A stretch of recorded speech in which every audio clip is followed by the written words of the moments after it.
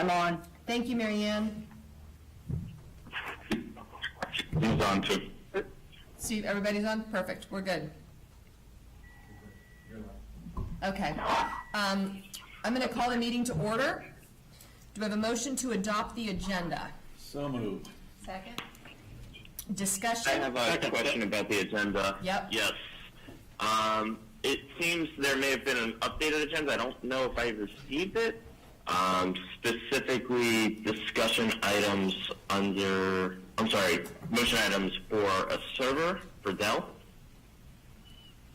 Am I looking at the right meeting? Yep, no, that was updated on Thursday? Thursday or Friday? Yeah, Thursday or Friday it was updated. the weekly update. It was, Okay. yeah. The most recent one, I think I got emailed. Okay, so that came through within a group of emails, not a separate. It was in Email, like Steve's, separate I email. believe it was separate. It came on Friday. It came in on Okay. Friday. Laura sent it on Friday, she said. Laura sent it out on Friday. The agenda. Okay. It was in a Dropbox. Okie dokie. It was a Dropbox item, Yeah, it's in see. Dropbox. Okay. because the whole package. Yeah, was in normally- Dropbox. Kevin, you want me to screen shoot it and Got send it it. to you? Or do you have it? No, it's Okay. fine. I'll look through the Dropbox. Okay. Okay. It's the very first item in the agenda. I would, You have a motion and a second. yeah, but I'm still discussion. Here's my question for you. The only thing that I would like to remove from our item is the safety and security. And item number 3 is a discussion. I think that's something that we all need to have a conversation about, and it can't, and we need to make sure that we're not in the middle of a COVID crisis. I just don't want, I want to make sure that if we're going to talk about safety and security, it needs to be relevant to the COVID-19 and what we're doing, not in regards to where the more general conversation was. Yeah, just for the sake of I people, second support that. just for the sake of the audience, because there's people here with quizzical looks, when we were doing this, that was Lakeside, that was all of celebration, how we think about going forward. Coronavirus conversation, which is actually discussion item 1, will get into safety and security around coronavirus. So I would like to, I'd like to modify the agenda to remove item number 3 under discussion items. Would number 4 And I'll be addressed as well? We can totally remove item number 4, because I think that's actually going to be inherent, because we aren't going to be having any public meetings for a while. Hold on. I don't want to remove item number 4 if we have people there that are wanting to make a comment on it. We could allow the comments, at least on item number 4. I would remove item number 4. I spoke very briefly with them to let them know that the purpose of our meeting today is to do vital business, and that I think that the public comment with regards to the playground would be more appropriate, where everybody can hear it and it's an open discussion, rather than a rushed, quote unquote, rushed meeting where we're trying to get business done. I think it's fair to say that the people that are here are very passionate about the playground, but I also think that it's important that it's full disclosure for everyone to be able to be included. We have families that are home with their kids because of extended spring breaks. I think the circumstances are a little bit different. We will offer opportunities for everyone. There's about 11 to 12 people who are here outside of board members and CCMC. And there's how many people are here specifically for the playground? 2, 4, 5, 6 people are here specifically for the playground. I would encourage, because of that we keep it on to at least listen to the comments if they would like to have any, because there is attendance. I wasn't informed of this beforehand. I think that they came, and I think that they should at least be heard. We don't need to discuss, but I'd like to at least hear what they have to say. Our philosophy on, Let them go. our philosophy on listening to residents during discussion items is when we discuss an item. And if we're choosing not to discuss an item, there's not a place to listen to residents. I think when we hear about coronavirus and the implications for our community financially, I don't think there'll be a discussion. Right. I'm thinking because it was posted on an agenda and the people did show up, if they have something to share, I would like to hear it. If nobody has anything to share in the audience, then we're fine. The only topic on the agenda was to set the meeting and the location. It wasn't to discuss the pros and cons of the playground. The only thing we were going to say is which we can't meet right now. So here's. It was already able to take out a resident if they want to call. I'm going to back up for a minute. The motion on the table is to remove safety and security. We can, if residents want to speak, they are welcome to do that with regards to when we get to where it would have been. However, the board will not discuss, we won't be setting dates, we won't be doing anything, I don't believe, until we actually have a better idea of where we stand with what the board wants to do with regards to our facilities. So I feel like we're talking in circles on this. I'm fine, if residents want to say something, they can have their 3 minutes. I'm not going to deny that, and I was planning on at least opening it at that point in time. But can we get a motion, or I need to amend the motion to remove item number 3. She had made the original motion. I will amend the motion. I will amend my second. There you Okay, go. so we are removing item number 3. We will amend, We're allowing residents to speak? Yes. she because said- that's number 4. That's item number 4, Debbie. I understand, but you just said in your discussion, you're allowing them to speak. Let Vanessa finish, because she wasn't finished saying what the plan was, and then, because I think she has a plan that I'm hearing. So my, I think, so ahead. my recommendation is the amending of removal of item number 3. Item number 4 is still on there. We can discuss it if an open comment, but we are not going to be setting any dates. It's just going to be holding there as a place to basically for us to say we're not setting a date till we know what we're going to be doing. Is that reasonable? Thank you. That is reasonable. Okay, all in favor? Aye. Any opposed? Okay, so, auction item number 3, A. Susan, do you want to go ahead and, give us an update on that? Well, first of Okay. all, we're going to make the motion, right? Yes. Motion to approve 2 roof repairs by Performance Roofing in the amount of $1,500 to $750? 750 from North Village. For North Village, got it, okay. I'll make Thank the you. motion. Thank you. I'll second that motion. There you go. So Brian motion and David second. No, Susan, So thank you. this is service areas, this is a regular motion that we see on every single agenda. When someone has an active leak, we have a responsibility in a service area, and particularly, these are in the service areas that are involved in the construction defect. We, management, have an obligation to go ahead and investigate, get it repaired as quick as possible. Performance Roofing did 2 repairs for us for $750 is their standard cost. Further And discussion? Susan, those are considered temporary repairs, correct? Temporary repairs, yes. Okay. Any other questions? So a couple of things just for the new board members, just to clarify, $750 is the minimum dollar amount that we are charged per property. I believe if management wants to correct me if I'm wrong there, I think that's right. That's right. So every single time you're going to see the $750 per unit anytime these types of things happen. One question I do have specifically is last year, if Suzanne is in there, we were talking about the exhaust from the dryers, and I wanted to see if there was confirmation that the roofer, when they are going up there, are continuing to confirm that the dryer vent is not sealed over. You've got to come up here. We have addressed many dryer vents. And she can't speak there, she's got to speak closer to her phone when. Yeah, there's a phone right here.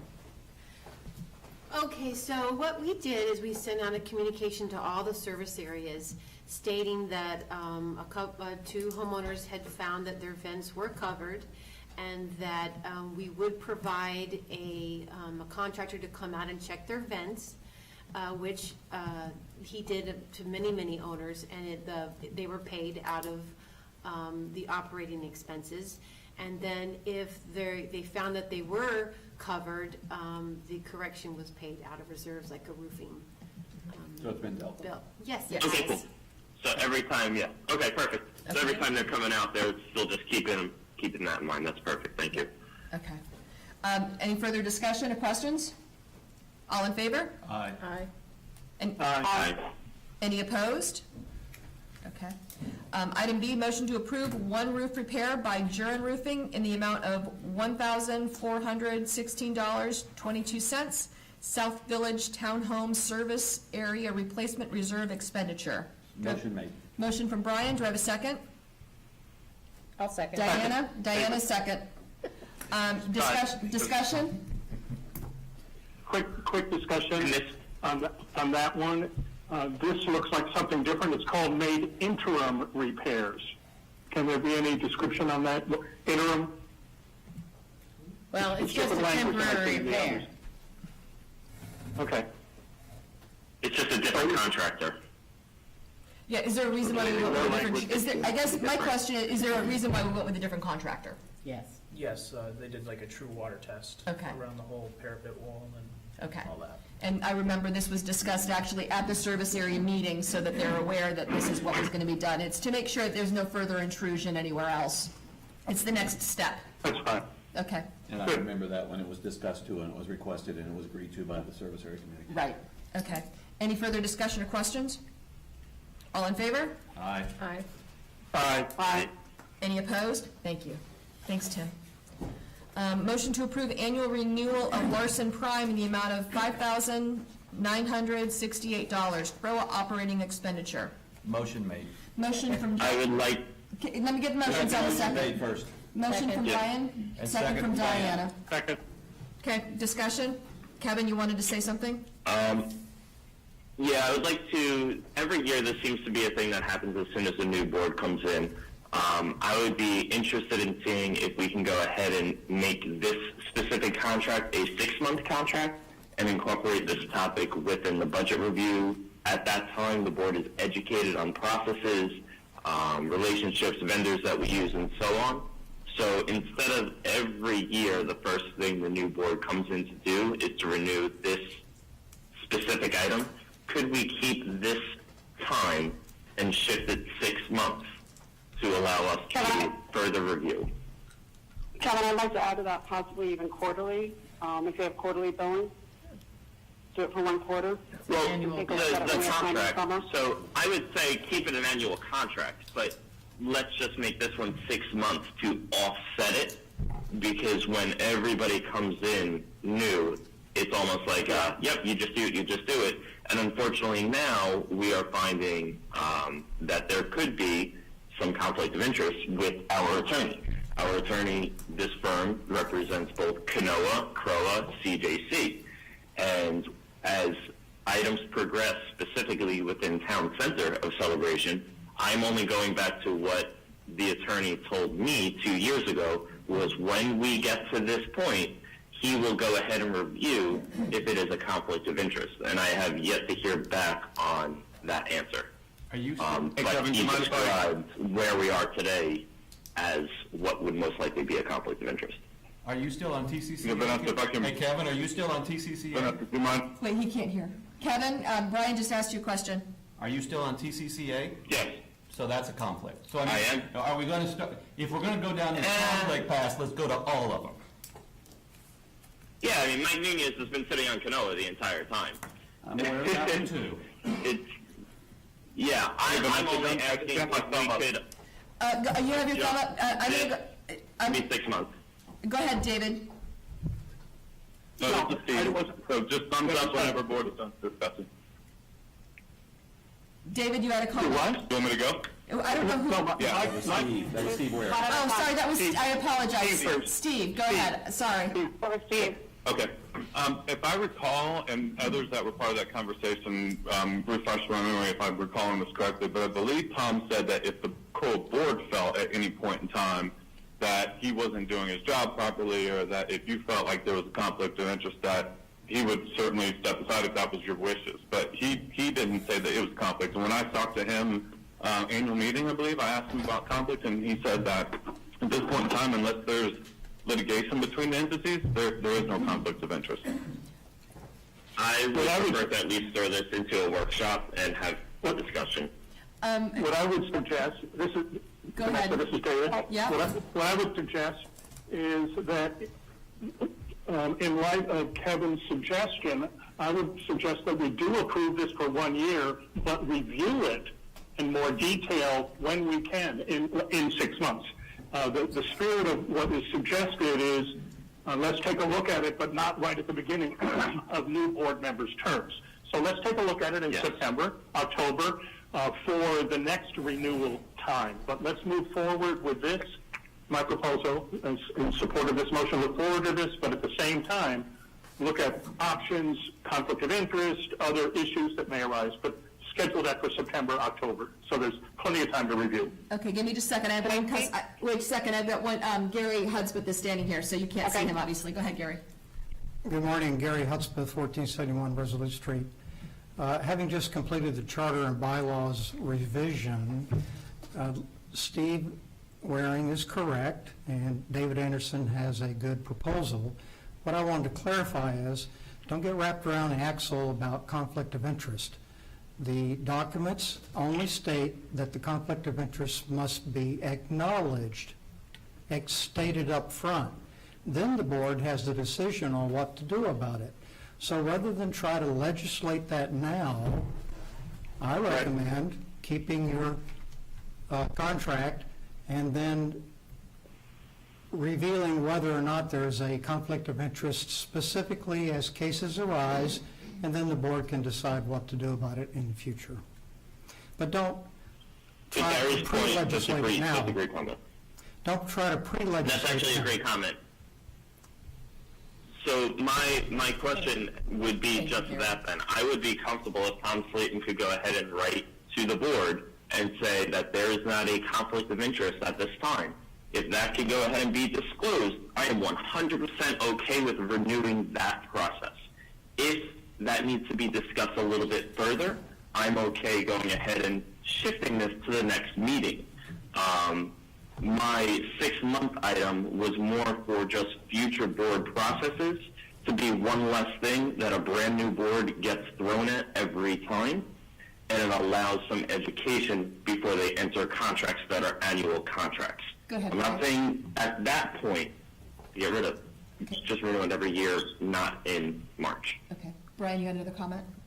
Yeah, and I think I wouldn't have a problem discussing conflicts of interest, but if we're going to discuss conflicts of interest, then I just want to get them all out. I mean, I don't want to pick one item, and I think Tom writing the letters, David, or as Kevin, said there, would be great. I think that's, then if we want to really go down this path, let's go down it all the way, because they exist. And, you know, I would have taken the last board and talked about Jackson and Sarah. I mean, I'll always, you know, so that way everything gets disclosed, which I think there's actually probably value in that. Okay, so for right now, we have a motion. Dennis, I have my thumb up. Yeah, no, go ahead. But at the second conversation, right? Wait, wait. Let me know when I can speak to that, I can't see. Okay, that's okay. So Steve, wait a second. Steve, and then Mary Ann, and then Debbie, if that's how we were going to go. Go ahead. Okay. Very good. Yes, thank you.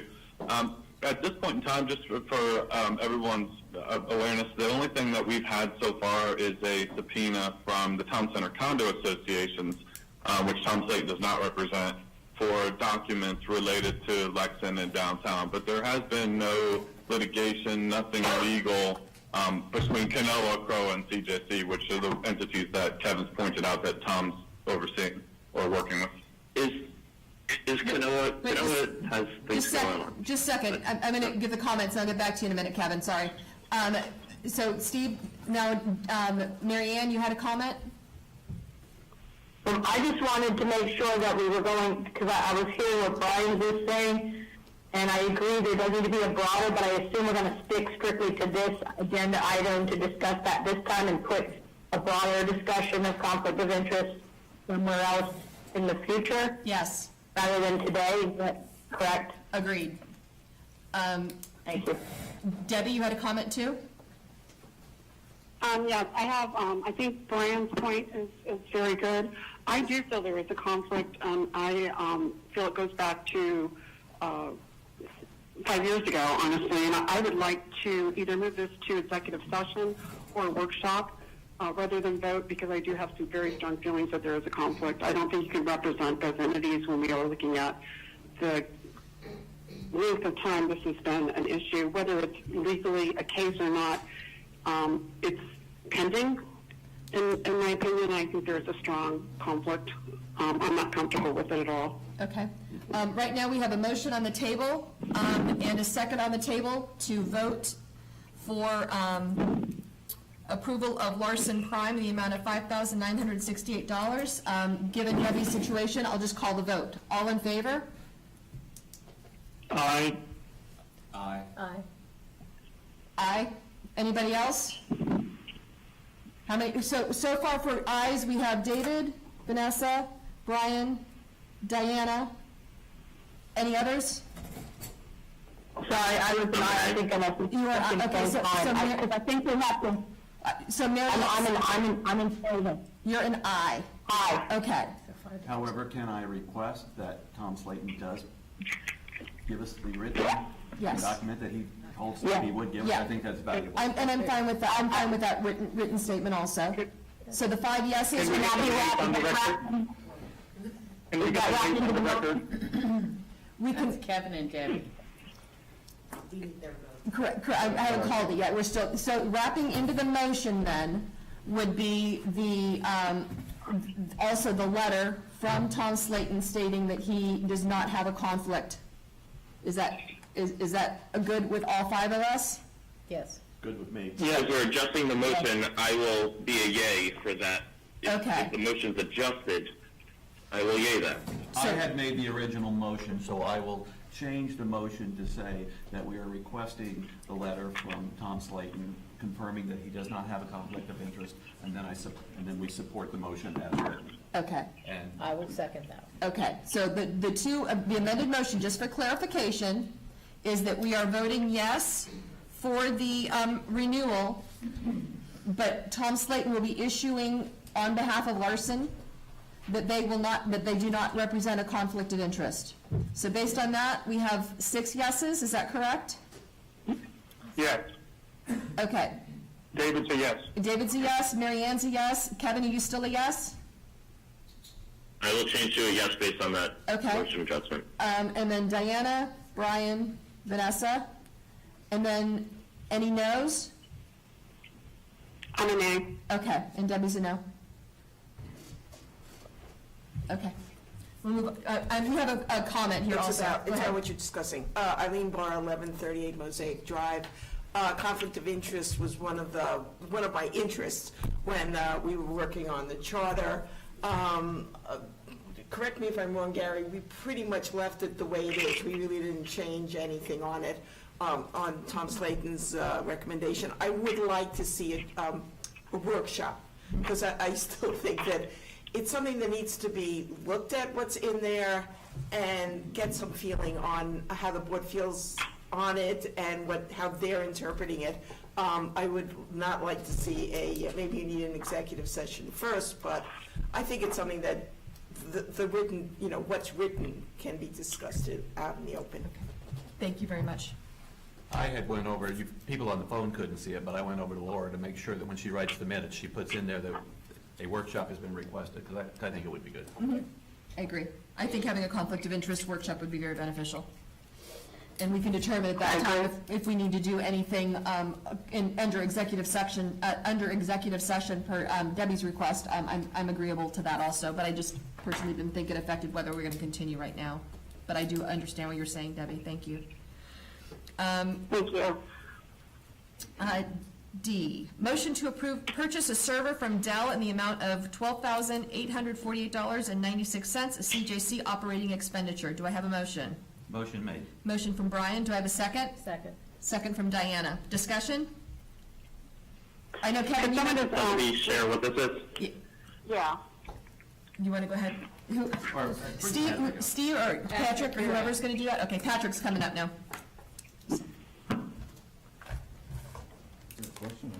I think it was just more of an update, just kind of explain what's going on, because I know that there's some circumstances that are, Right. so.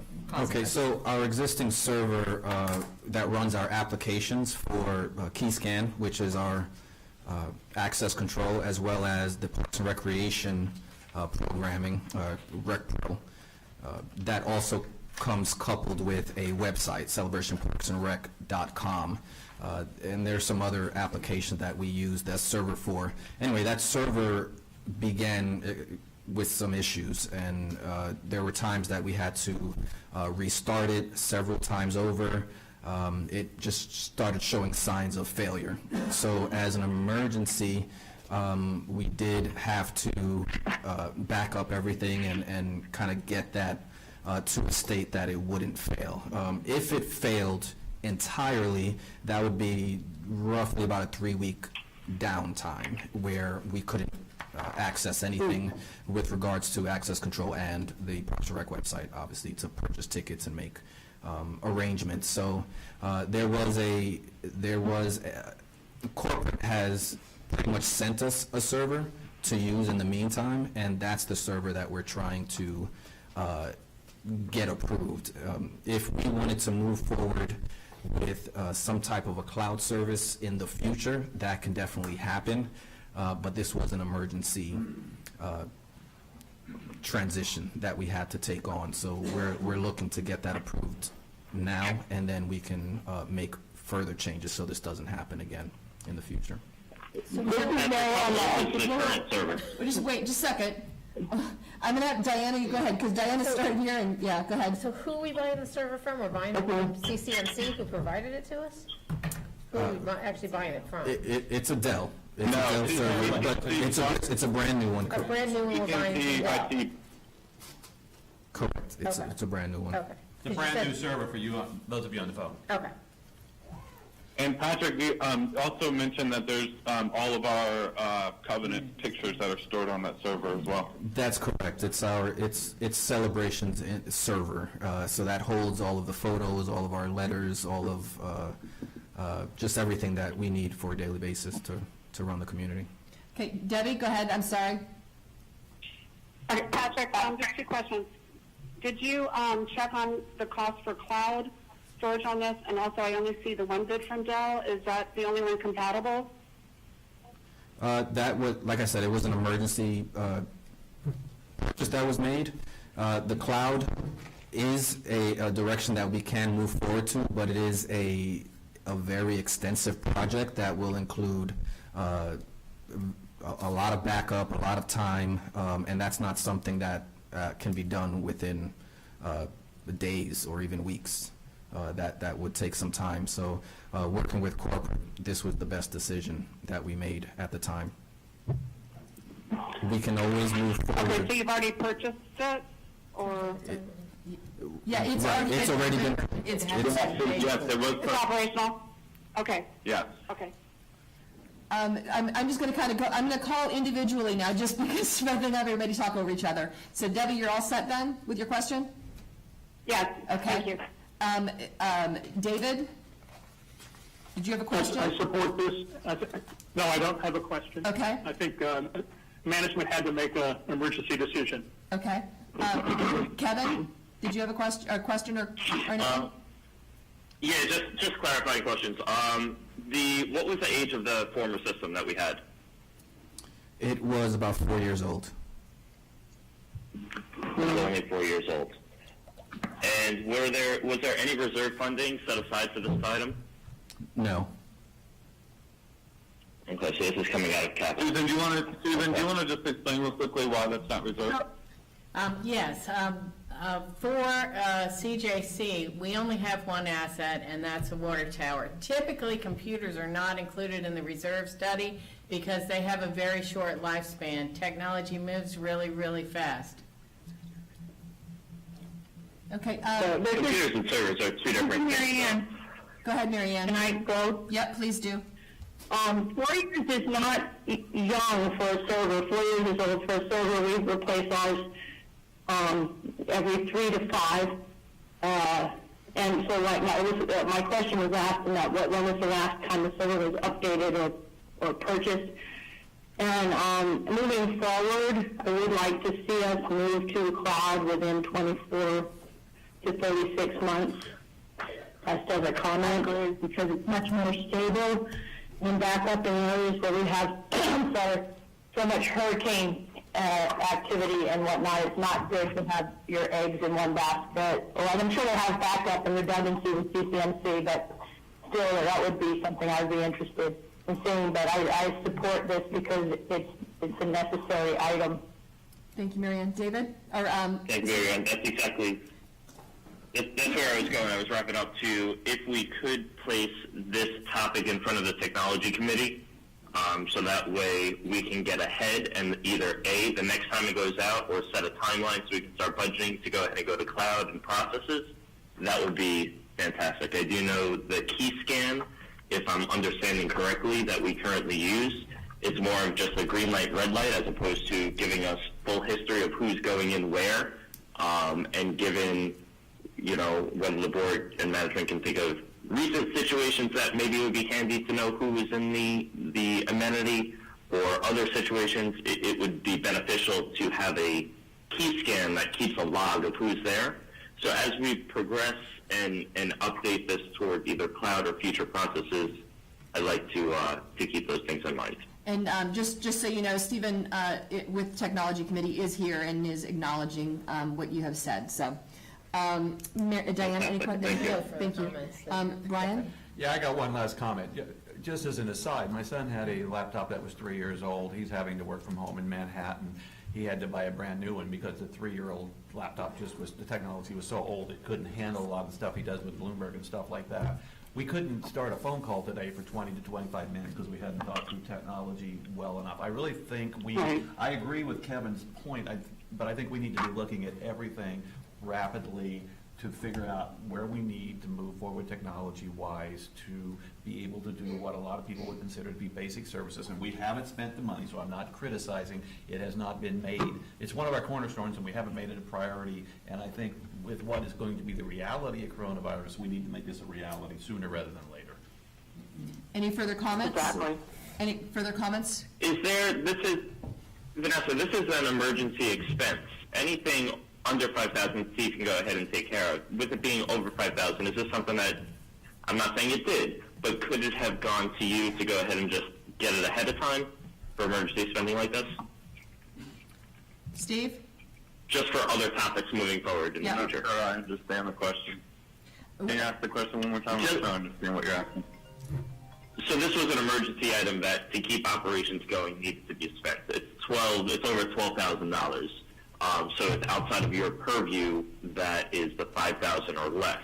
Anything above this, is it best to get a consensus ahead of time so that way you can be right on it? I don't know what's best for management for processes. Yeah, okay, I understand what you're saying.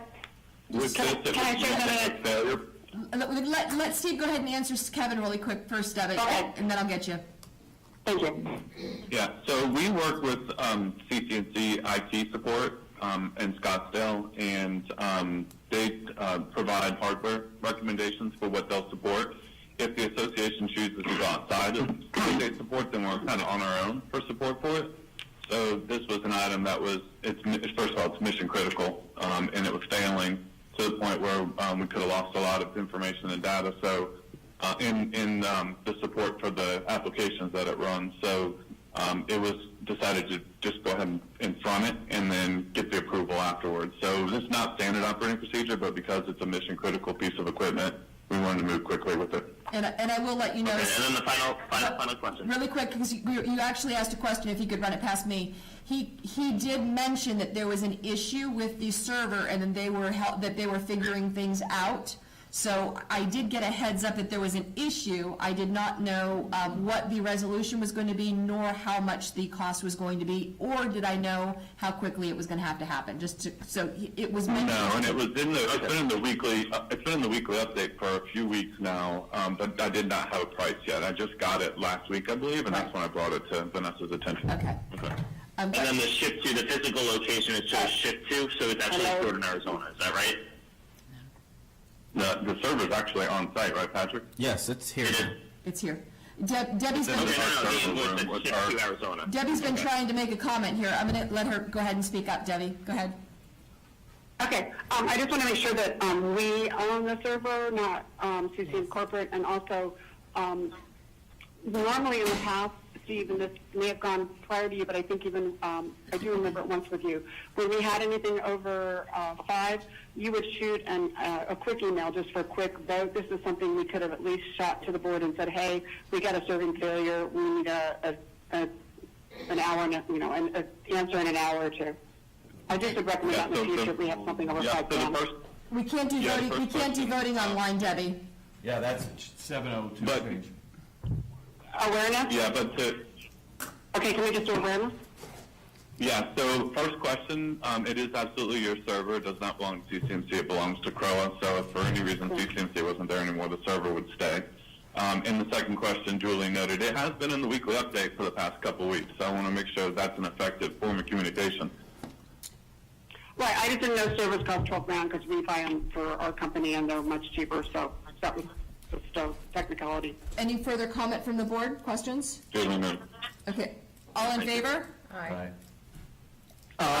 Any opposed? Okay, So it's unanimous. yes. Yes.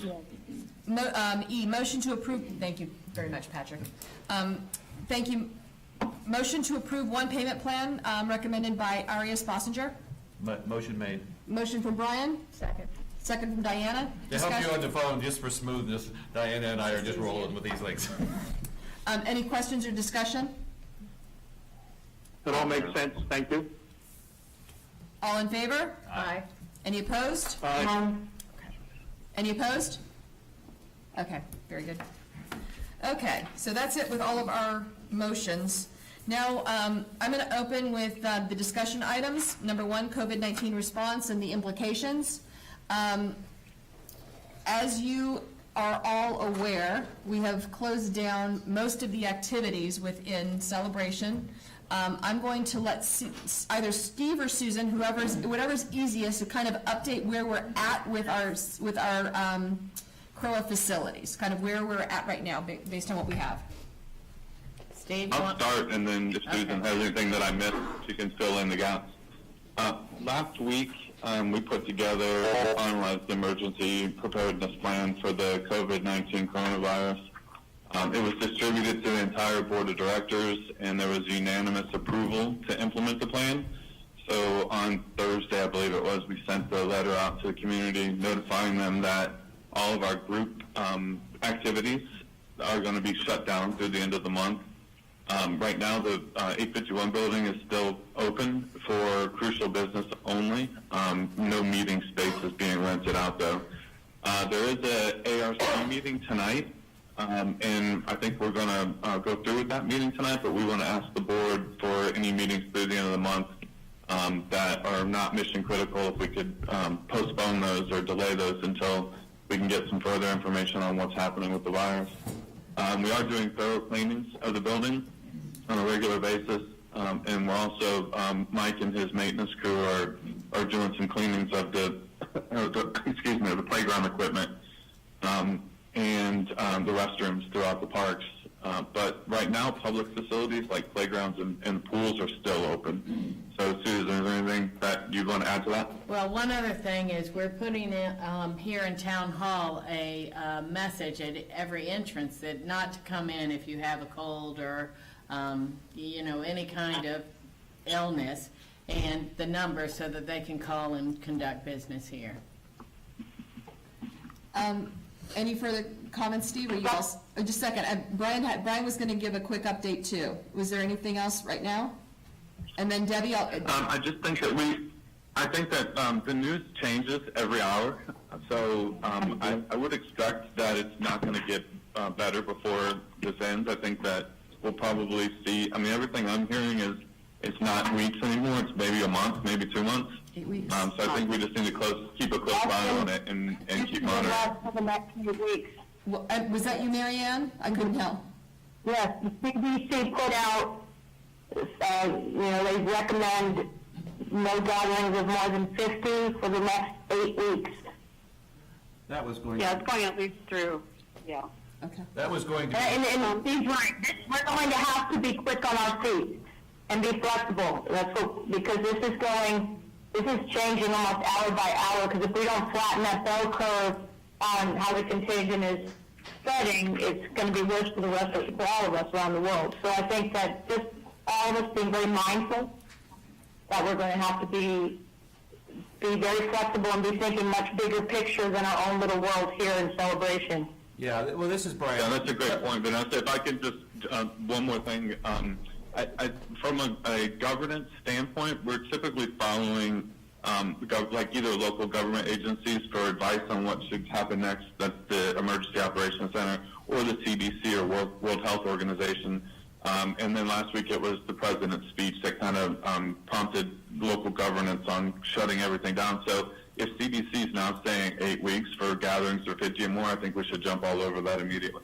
Well, that was going to, this is Brian. That was I'm going gonna to let be, Brian talk really quick here. Hold on a second. that was why I was going to jump in. This morning, you know, the CDC came out with the 8 weeks, and Mary Ann talked about it. Because originally when we said we were going to talk about this, we were talking about the end of March. I don't think we should even deal with the end of March anymore. I think we should deal with the middle to end of May and what is going to be a realistic operating approach for the next, let's just say the May 31st. Because, and it is changing hour by hour, day by day, but with several states now having closed down restaurants, cafes, and everything, it's going to come. It's not a question of if, it's a question of when. So it's going to be our new real. Are we thinking about making a change now of our stance on the pools and playgrounds? Or are we comfortable with where we stand now? I think we need to have that open conversation now. Go Do you ahead. mind if I? Go ahead. Yeah, do you mind if I comment on that? I'm part of a group chat with Parks and Recreation professionals, and some are closing the playgrounds and pools, and others are saying it's just so hard to monitor. A lot of people are closing their bathrooms because their toilet paper and soap is being stolen, quite honestly. So, you know, it's definitely something that I'd love to hear the board's feedback on, but we're not going to be able to monitor people using the playgrounds, but we can certainly encourage less use of those playgrounds, except for our gated playgrounds. We could close those off. So I guess open conversation. Give me 1 second. I'm going to give a little direction with this one, and then I'll open it up. Debbie, since you were in mid-talk, I'll have you go ahead and go first. I'll open up the conversation of, do we want to close up facilities that have key card access? Because that is something that would be bathrooms, things like that, anything that we as a CROA entity will need to go into to clean, et cetera, et cetera. So Debbie, I'll let you go ahead. I wanted to say I've heard from several residents regarding the dog park. There is never more, too many people in there as far as being able to stay the new recommendation, which is 10 feet apart.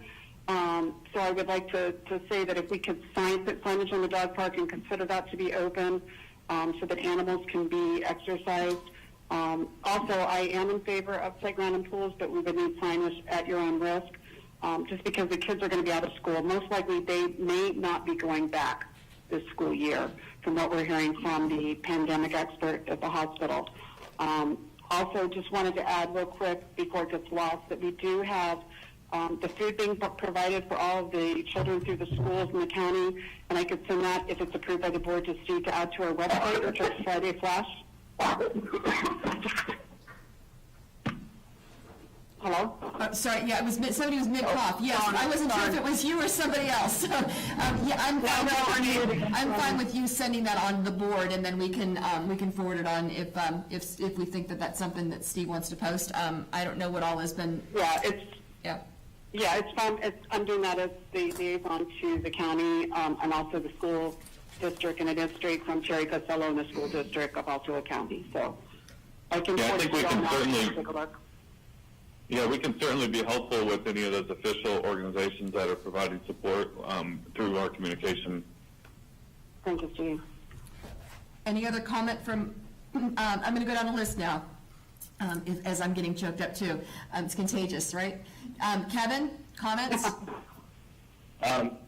At this time, I support management's, overall view, whatever they see as best compared with other communities. I'm good with the playgrounds and the pools staying open. I do find that it's going to be a challenge to go ahead and close playgrounds that aren't Heritage Falls, South Village, as an example, that aren't locked up.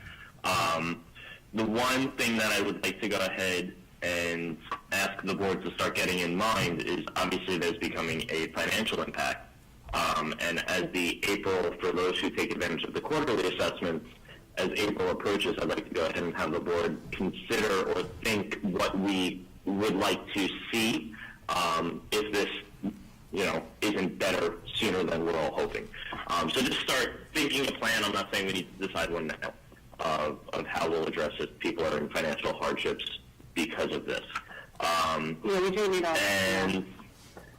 And anything, Steve, on the CROA side, have you heard anything about any restaurants in town closing? I know Publix has limited their hours. Have you heard of any other things that are around or in celebration? No, I have not at this point. The only thing I've heard is I know in Illinois and Ohio, the governors have both issued that restaurants and bars close. So New York City. I think Brian's as well. In New York City. So I think Brian's right. It's a chain effect. It's just a matter of time now when it's going to happen. Yeah. And I just want to add too. I think that well, we're not going to be able to stop the spread completely. I think that we have a responsibility to where we can. So if we have gated facilities that can be locked up, I think it's just a matter of just doing what is within our purview to try and help fight the spread as best we can. Yeah, and it might even be just opening 2 days a week as an example, Sunday and Thursday, to get people, if these kids are going to be locked up, in their houses, get them out and get them to exercise a bit. But we do have to make sure the community knows that we don't have the manpower to clean these playgrounds. So, but thank you guys for what you are doing. It's all thinking on the feet I'm so quickly. sorry. I forgot one thing if I could just back up. The gyms. The gyms have proven to be, the discussions are a really bad place for gyms. Can we close, or have we looked at closing? I would agree, Debbie. I think that. I agree. Well, yeah, any buildings and stuff like that, I think we need to close up. And that's my personal opinion on that. As far as like the gyms and things like that. I'm going to go down the list again because we got Kevin, Debbie, now we've got David. Do you have any comments? Yes. These are extraordinary times, and it's not business as usual. And I think residents are looking to us for leadership that's steady and sourced. I look at the CDC a lot, and it changes a lot. I'm working with the American College Health Association, and they're struggling, and they've written guidelines and changed them hours later. I watched our governor yesterday, and he's referring to the CDC. So I trust the CDC as our primary source, and frankly, what I say is not particularly political, and I'm okay with that. I think we're blessed with a great community and plenty of outdoor spaces. I am reading the science about pools, and what I read is it appears that water is not a transmission source. As we all know, and this is stating the obvious, water does not sit alone. Water is surrounded by hard surfaces that easily can carry the virus. And we have all of the equipment around the pools. We have the tables and chairs. And while it's an inconvenience to close the pools, I argue strongly in favor of closing the pools. We have plenty of recreation facilities around. We're blessed with the weather. We're blessed in this area with plenty of outdoor space. So they need to be looking at a new reality. I am very cautious about putting personnel at risk with excessive cleaning. So I would argue strongly for closing the pools. We do have ungated playgrounds, and we need, if we're not going to close them, I don't know how you close an ungated playground like in North Village or in Heritage Hall, but we need to have good signage. So I would argue very strongly closing the pools, and anything that dog park, I think is something different, but we would need signage there, and we have chairs and we have benches in the dog park, so I'm concerned about that, but I'm not sure what to do about the dog park, but I do feel strongly about the pools, that we need to close those. Thank you. And these are extraordinary times. It's very, very hard. And then a separate item, I'm not sure how we handle it, is they hold decisions with Artisan, whether it's the clubhouse and the pool there. So I know that's a separate management company, but at least for the ones that we manage, I think we can make our own decision. And then we also inform Artisan about what we're doing. Right. David, just to interject on the pools, we did see a communication from Steve, what's the law firm, Beckoff and Holocaust. Yeah, they did give community recommendations, and they were still okay with the pools. David, would you be willing to consider signage that they cannot come in unless they're below 60 and they are not immune compromised? so that the children can- Debbie, we've got a list of people that all have feedback. I'll go ahead, I promise, before we end our conversation, if you have more, I'll go ahead and grab in. It's a hot topic, as you know. So I'm gonna let, David, are you complete with your thought, or did you have something else? I'm done. Okay. Yeah, I guess as we fast forward, again, protection of staff and make sure they're, whether it's double gloving and that sort of thing. And then as we think fast forward into our facilities that are open and access outside of our own residents, they are there. Non-residents are there and who may be taking advantage of our facilities. So thinking about security as we move into this uncertain future. Thank you, David. Mary Ann, did you have any comments? Yes, and you guys know we're obviously, we serve millions of kids across the country, so we're getting hourly updates and recommendations from CDC and state DOHs, et cetera. I feel like I hate to close the playground. I don't know that I would close the playground, but I would have strong signage that says these surfaces are not being cleaned and wiped down. So you need to do that yourself before your child plays. And I don't know if it's a reality to have, because look, if you put some jars of disinfectant, containers of disinfectant wipes out there that aren't nailed down, people are going to walk off with them. And the bathrooms around the pool are my biggest concern, and the hard surface areas. So, I was doing a little bit more into, we have to shut the pools down. And with regard to even if you are not, you can be a carrier and not be having a single symptom. So that's one of my biggest concerns. And we could look at limiting, open hours, because then you are moving into the social, reducing the contact. Did anybody see the graphics and visuals that came out? It came out through the Washington Post about how this is kind of a problem happened in Italy. They didn't shut down pools. So I think we have a situation. I was the first one to say in the very beginning of this, I thought it was more media hype than reality. I now feel I have a corrected worldview on that. But so that's what my thought is I would love to keep the playgrounds open, but we would have to have a caveat that we cannot be responsible for cleaning the surfaces. I don't think that's a possibility that I would want to have any liability leaning on us for. Okay. And I am very uncomfortable with the pools, and I'm done. Thank you, Mary Ann. Diana? If anyone... Just a second, Debbie. I got Diana. Yes, I'm sorry. No. I could not... Wait, stop. I couldn't hear her because it was breaking up. If anyone heard her, could they repeat part of that? Yes, she was totally breaking up. I want to hear her comment. What she said was... My comment? Go ahead. Go ahead, Vanessa. I said her comment was that she is very concerned about about underreacting, especially given the circumstance where we are with Italy. That having the responsibility of our playgrounds and pools and things like that are of concern to her. She does not think that we should be necessarily going through and cleaning those. Mary Ann, is that an accurate statement?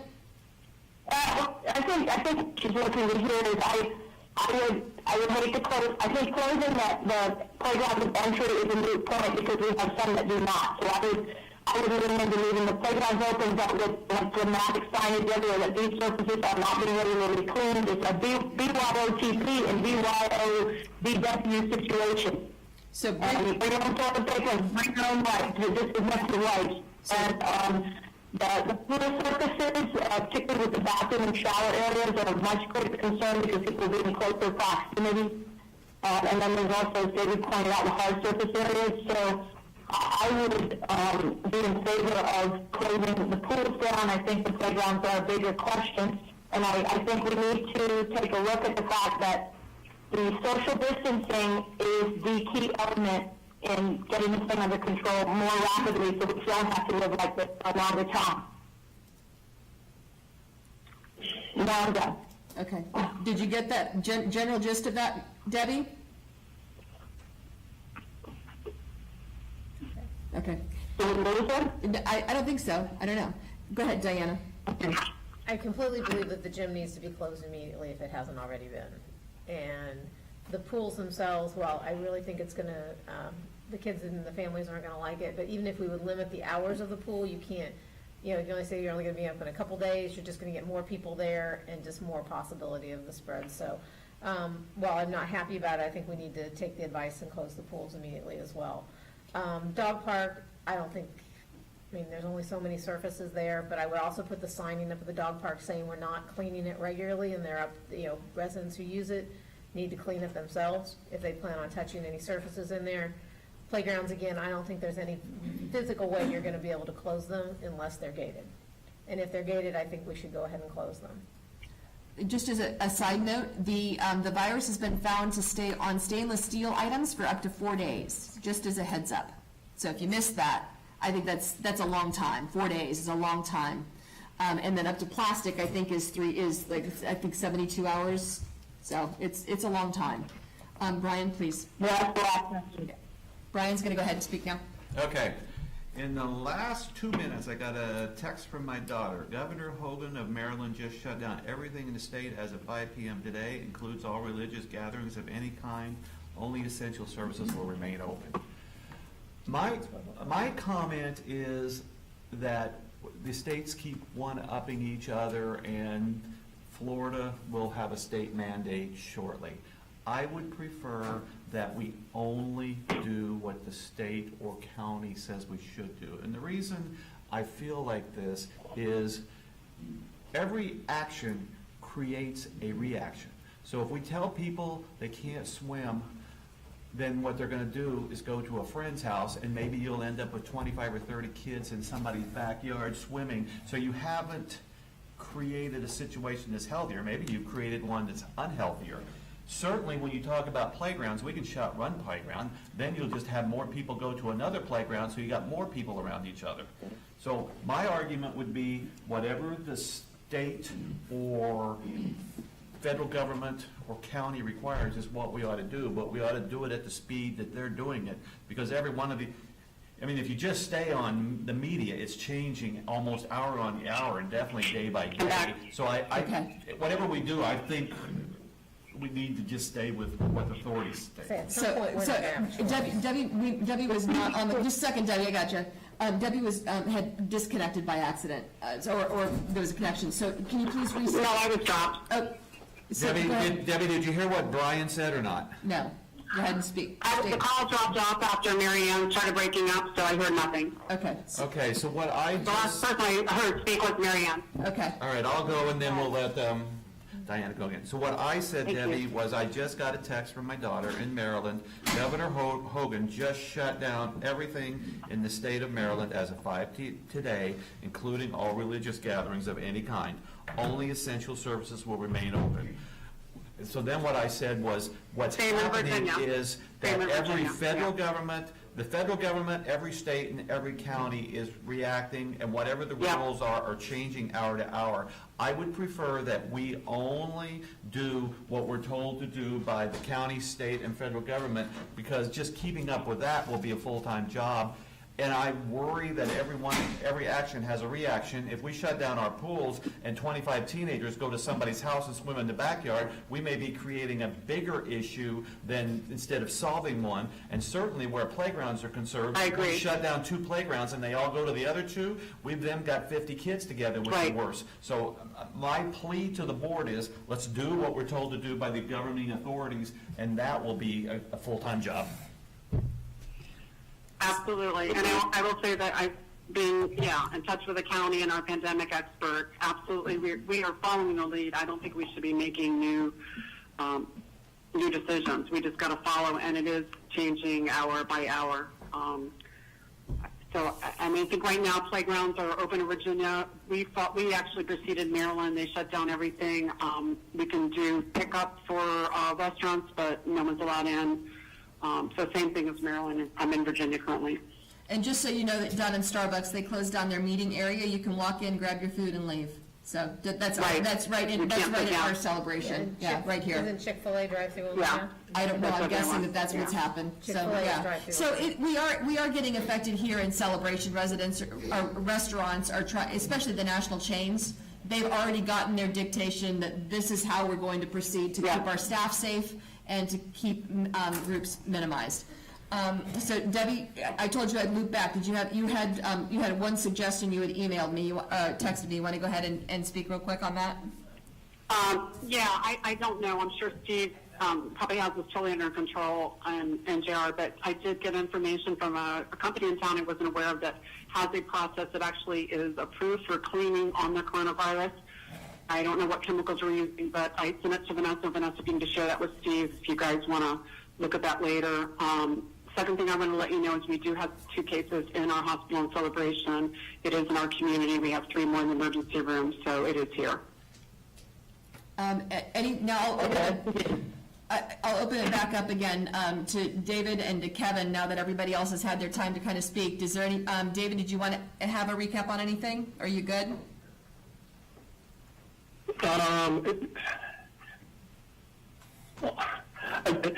I think I appreciate Brian's point, and I know that some new standards will be coming at the state level.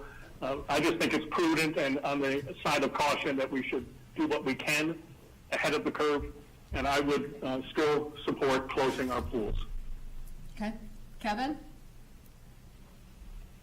I agree with Brian's comments entirely right now. I think that while the 7 of us are educated and aware, and the same with management and everybody else, there are experts in the government that are working with this, with the CDC and so on. If we were to do anything, I would be more of the approach of an all or nothing. I'm not a fan of keeping the dog park open, but closing this playground and keeping all the pools closed. It's an all or nothing if we go down that path, which I'm guessing from what we're all seeing throughout the country, that's probably what's going to happen. But I would just consider following the lead of our local and federal. Steve, did you Vanessa, want... do you mind if I was just going to say, Steve, Yes, do you want to go ahead and chime in as to what is or isn't possible, or how can we facilitate this from management end? Yeah, thank you. I would agree with Kevin and Brian on this. I think it's an all or nothing when it comes to outdoor facilities, just because of the what it would require to actually monitor to ensure that takes place. I think signage is really important. I don't know if JR has any suggestions. I can work with him on suggestions for what the signage says. We want to make sure, while we are in this corona scare right now, we want to make sure that we put the proper legal verbiage. I don't think we can say one group of people can come into our facilities and another can't. So I want to make sure that we have the proper legal wording on those signage that we put out. Good idea. And then the last point that I want to make is that I think that as we get closer to knowing more and more closures are taking place, I'd like to have any non-mission critical staff that don't have to be in the office that can work from home, and I'll work with my department heads on this, but I'd like to see more people be able to work from home that can. Steve, if they work from home, can they bring their cell phone? Yes, we do. For those that, and department heads all have CROA cell phones, and then we have laptops. Some of us will have to leave laptops there, though, because we're going to have to connect to get to the server to access some information that we'll need. But we do have a plan that we've been working on to be able to work from home also.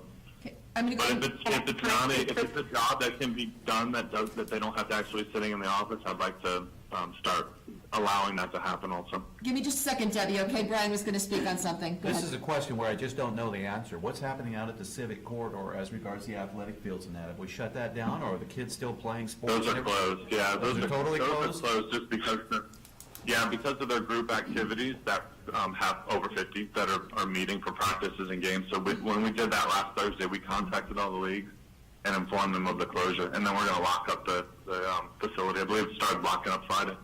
So Steve, can you please really quick just recap? I know most of it was in the email that went out, or the message for everybody. Can you just recap really quick some things, and then also touch upon Heritage Hall for Tuesday's election? Just kind of highlight that real quick. Yeah, I'll talk about Heritage Hall first. The election office called us and they need to stay open for Tuesday. So we did allow them to use the facility. Debbie just sent me some information about a deep cleaning company. I think that we might have some others that we have in our Rolodex. So we'll look at getting the facility deep cleaned after the election, but I don't think that we can close the election down. So that will remain open. And then I'm just scrolling through the letter. So the letter just kind of talked a little bit about what the virus is and then what our response is to it. But we did show some events through the end of the month closed. We're going to extend that with board approval through the end of April, I believe I heard someone say. Yep. But I'll wait for further direction on that. End of May, okay. Yeah, the new guideline as from the CDC is 8 weeks. 2 weeks, months. right? Yeah. So, right. So we'll look at those events and we'll give an update to the community on that. But we also said all programming meetings, events, and activities that occur in Town Hall, and then all of our partner programs in our CROA facilities. That included the Jones Room, Heritage Hall, and the Celebration Community Field Complex. So Nikki and her team went through last week and they called all those end users. And I just want to say to the residents that for the most part, everyone was very patient and understanding, and they were very thankful for us taking these proactive measures to try and avoid the spread. So we do continue to appreciate the support of the community when it comes to making phone calls. It's not something that we want to do or that it's an essential right now that we have to get this done. So the patience and the understanding from the community as we make these phone calls is very helpful. I'm going to get Brian. And it is a stressful time for everybody. So Yeah. to get yelled and screamed at when we're making cancels, we just ask that, as they've done last week, that we just continue to be patient with us while we work through this. Okay, go ahead, Brian, and then Debbie after Brian. My one question would be, I don't know if Vanessa wants to bring this one item to a closure, because I think then we've got to talk about how often do we do email blast, and how are we going to communicate and stuff like that. If we're going to work under, my recommendation is what is our rules for May 31st, and how often are we going to communicate, how often are we going to try to meet, and how are we going to meet, because there's a lot of questions that we're now going to have to deal with front and center. Okay, Debbie, go ahead, and then after that, Eileen is here too, so go ahead, Debbie. Okay, Steve, if, possibly on the legal signage, on the signage, if you want to, maybe if the board approves, run that by Tom Slayton with some of the CGC language. Also, our business in Seattle, as you can imagine, we've been working from home, all the employees, for about almost 3 weeks. And I'm sure you guys have DocuSign for CCMC, but if not DocuSign, because everything we do has to be signed, it's investment. The third thing is, on the Friday Flash, Steve, I think it might be really calming to everybody if you just did like a little short video that they could watch, just so they could kind of see you and know everything's under control, or perhaps from Vanessa for leadership. And then the last thing is our seniors that are at home that are alone. I don't know if when people are at home from CCMC and they have extra time, if we could just kind of split up and call some of the, like, Marisol's a big area, call some of the areas and just, hey, how are y'all doing? I mean, I know it's just more of a compassion thing. I don't know if you guys I think, are Debbie, open to that. just so you know, I think Celebration Foundation is doing some of that stuff now. So I think that is being covered right now by the Celebration Foundation. I think, as to the degree. Yeah, and I've been in very close communication. Yeah.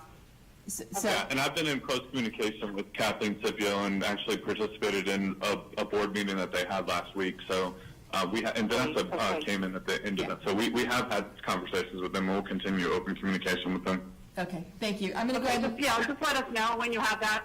Yeah, so we know. Thanks. I'm going to let Eileen go ahead and speak. Okay. Vanessa won't like what I have to say because I just wanted to touch her face. I know. And I do it all the time, but I got my pure also. Okay. So I'm touching my own face with my own germs right now. Okay, because this is a topic that we've discussed in our family for years and years, the control of viruses and other things, because it's an interest of my husband's. We're all sitting 3 feet nice far apart, but we're all touching that bar to get in and out, and also the bathrooms here are all handle bathrooms, so you've got to get a good, you can't push too much. The best thing we've got, I don't know how many we have, is the Purells at every station, and for the election, Steve, I suggest you get your, or portable Purell things out there, both coming and going. Diana, your point about signs, it sounds strange, but I've been in a number of hospitals just visiting for various reasons, because Jerry likes to visit hospitals, and we always look at the signs, because that's one of the biggest things and best things, and you're right.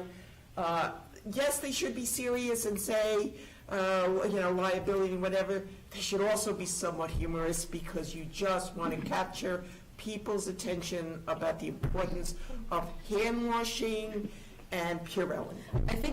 Thank you. I think it's also important too, though, that as we recognize, there's shortage on these all over the place. So I think we also need to recognize that the longer we're open and the more that we are doing things, the quicker we're going to run out of supplies. Right. So I think that's something we need to. Vanessa, that was gonna. Yeah. Thank you. That was going to be my point too. Is that last week Laura did an extensive search just to try and find locations that even have. So we bought what we could from a disinfectant, hand wipe, and Purell, but it's just there's a massive shortage. Yep. I know just for my trips. Does water not work anymore? What was that? Does soap and water work anymore? Absolutely. Yes, it does.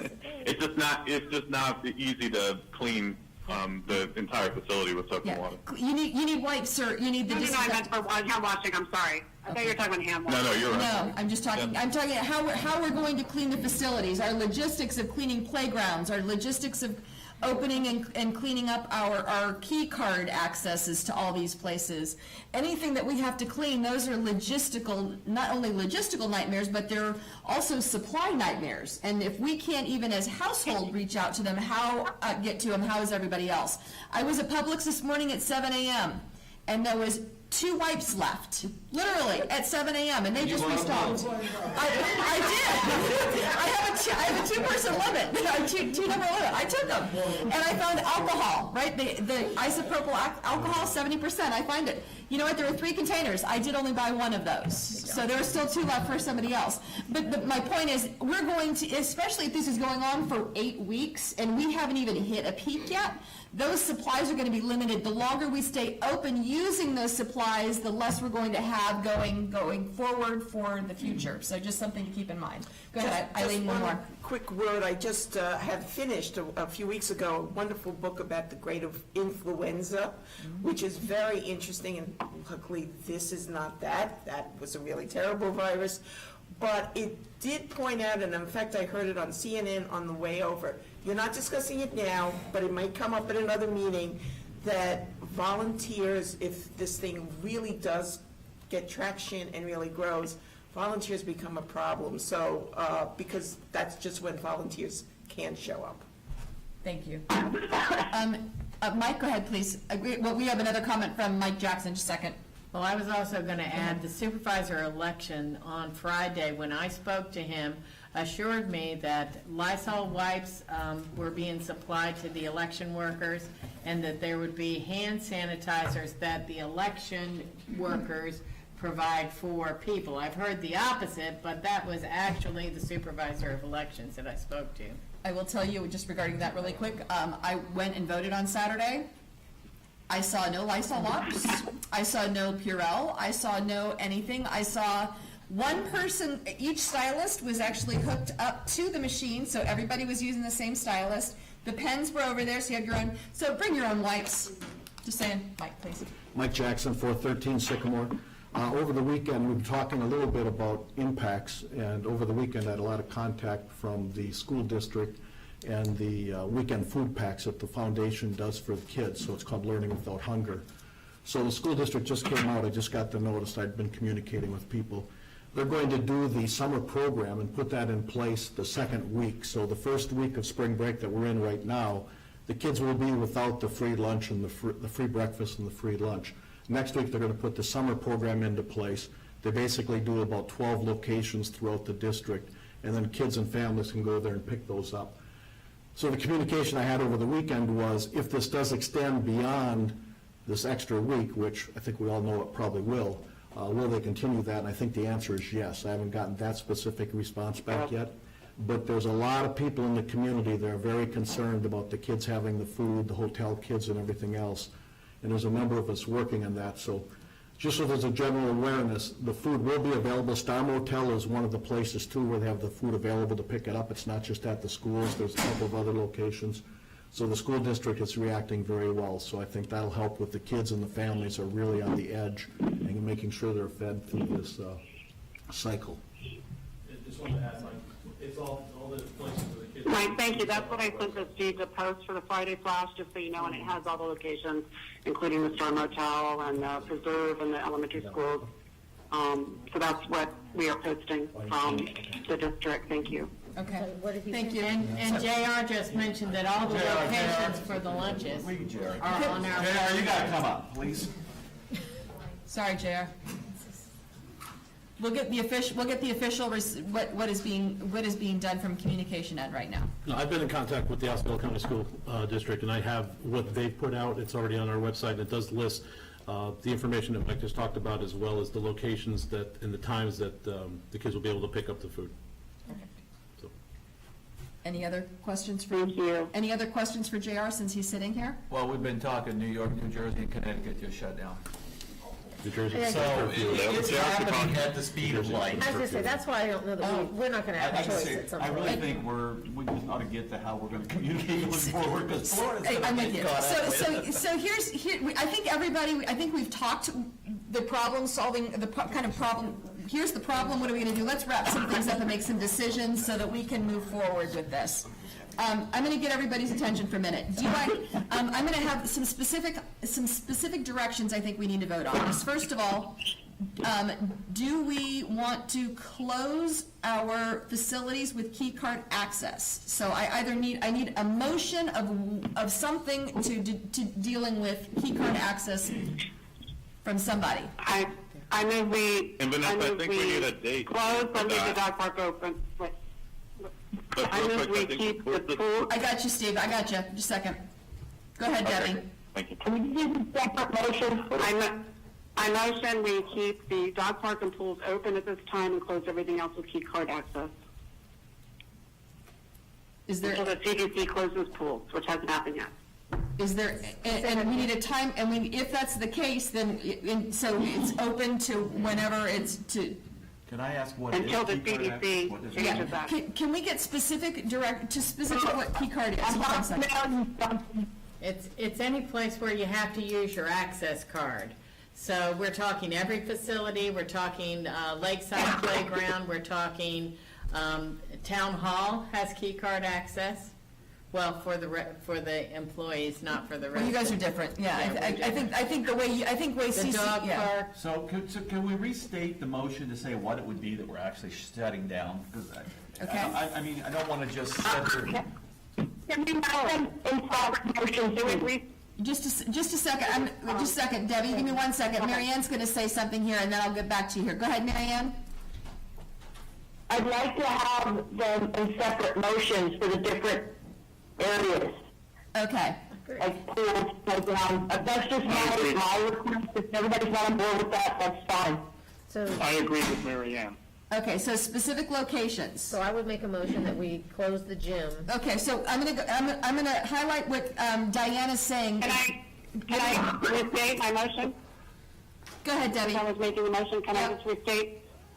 I'll just start with one. I'd like to keep the dog park open. I motion to keep the dog park open. She's making a motion, I will second that motion. Okay, so motion is to keep the dog park open until when? Can we leave the, okay. So CDC closes dog park. Well, the reality is the CDC is not going to provide directions as to whether or not we're going to go in or out of the dog park. So I want to have.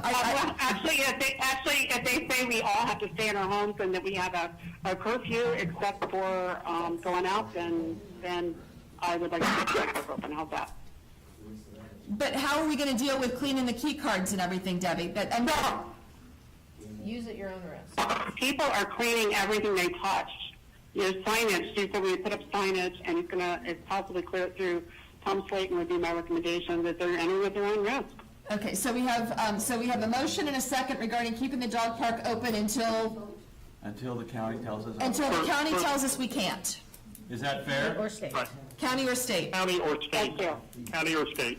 Okay, and Diana, I second second that, that. and I still agree All with right. the modification. Any further discussion regarding the dog park? Okay. I'm sorry. Kevin, go ahead. Kevin, go ahead. I hate to see us overcomplicate what is happening. Whatever decisions we make today are going to change in 24 hours. That's the truth of it. I really believe we should do an all or nothing and follow local, federal, state. That is going to make a comment. I'm not going to vote yay or nay on each individual thing. Keep me out of it for that part because I don't see that being productive. Okay, so Brian has, thank you, Kevin. Brian has his hand up here, so then we'll. I'm going to just Kevin, now speak.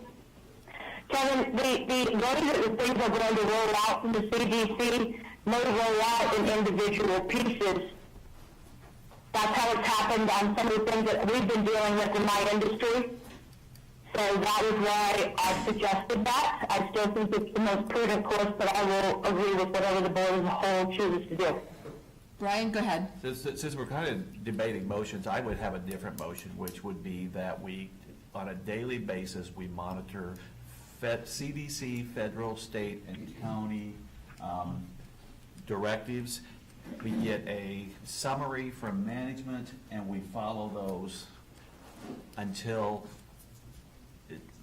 we're told the exposure is passed. Okay, so based on that, and kind of what I'm hearing is everybody comfortable with the board not micromanaging specifically what we will or will not close off and resorting to management keeping their eye open with CDC and guidelines, and the board needs to support that? Yep, go ahead, Steve. Can I add a comment before you guys take a vote? Yep, well, we're still negotiating, so. Okay. Yeah, so I just want to logistically talk about that question. So CDC right now has just given the most recent information of 8 weeks of 50 or more. So my question then is trying to figure out, do we shut the pool down if it gets to 50? If our playgrounds have more than 50, do we go and say, all right, nobody else is allowed in here? I think it just comes down to logistically, how do you even manage this? And that's why I'm with Kevin. I think it's all or nothing. If we're going to stay open, I think we stay open. If we're going to close, we close it all. I mean, I rarely see more than 50. I know these are different times. I don't think 50 kids are going to be running outside the house with the parents we have. I think we have to have some sanity in this. And I just think some outdoor places for mental health should be considered. And I'm fine with Kevin. I agree. I think the pools and the parks, the playgrounds can be open, but I mean, I understand you have to close things like gyms. They're indoors. I would say all indoor closed, all outdoor open, but the fields, of course, are contact sports. That's outdoor. That's an exception. Can we break it out like that, Steve? Can we break it out? Yes, I'm perfectly okay with that. The fields are already closed, so I don't think we even need to bring that back into the discussion. Right.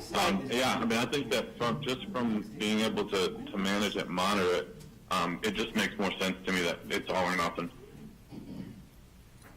Okay. So that would be the dog park, the pools, and the playgrounds?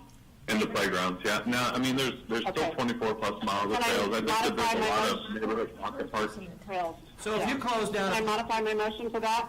Wait, just a second. Brian was going to make a comment, and then go ahead, Debbie. Go ahead. Well, let Debbie go ahead. Go ahead, Debbie.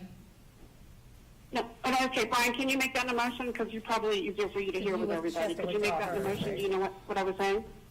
Yeah, go ahead, Brian. Well, is she withdrawing her motion? Are you withdrawing your motion, Debbie, then, while we recap all this? I'm asking Brian if you could recap what I was saying so people could hear? Or do you want me to make it? It might make more sense if you come to a consensus on what you all think the motion should be and then make the motion instead of having 6 or 7 of them floating around. So she needs to withdraw. So Debbie, officially you need to. Can I make a motion for? Give me a second here, Debbie. I need you to officially withdraw your motion while we format a new one. Are you good with that? And that's regarding the dog park. That's regarding the dog park. Your motion was specific for the dog park. Okay, what I would like to amend it to is that we leave all outdoor areas open and close all indoor areas and follow the CDC, federal, state, and county recommendations, and if that changes, we immediately make that change. So I'm basically saying we are leaving open dog parks, pools, playgrounds, and closing everything with indoor key access. Okay, do I have a second? Okay. Wait, I'm sorry, was there a second in there? No? Okay. For purposes of conversation, I will second it, and then we can discuss it. Yeah. Okay. So I'm going to have, I guess, I'm going to have Brian go ahead and talk now, because you were the one that seconded it, but you were going to say something before, so. So I'm just thinking outdoor open, indoor closed, which would be your gyms, your weight rooms and stuff like that. How does Artisan Park work? Is Artisan Park's gym closed? I mean, Artisan Park's part of CROA. I don't know how we can say this is CROA's guidelines and ignore Artisan Park. I don't think that works. Let's like we're going to make their decision. Let me exclude Artisan Park in this motion. Technically Artisan Park. Repeat that again, I'm sorry. I'm just thinking out loud. I'm trying to recognize the ownership of Artisan. It is a CROA-owned facility. It's managed by a completely different management company. I did send them our plan last week, and I sent them the notice.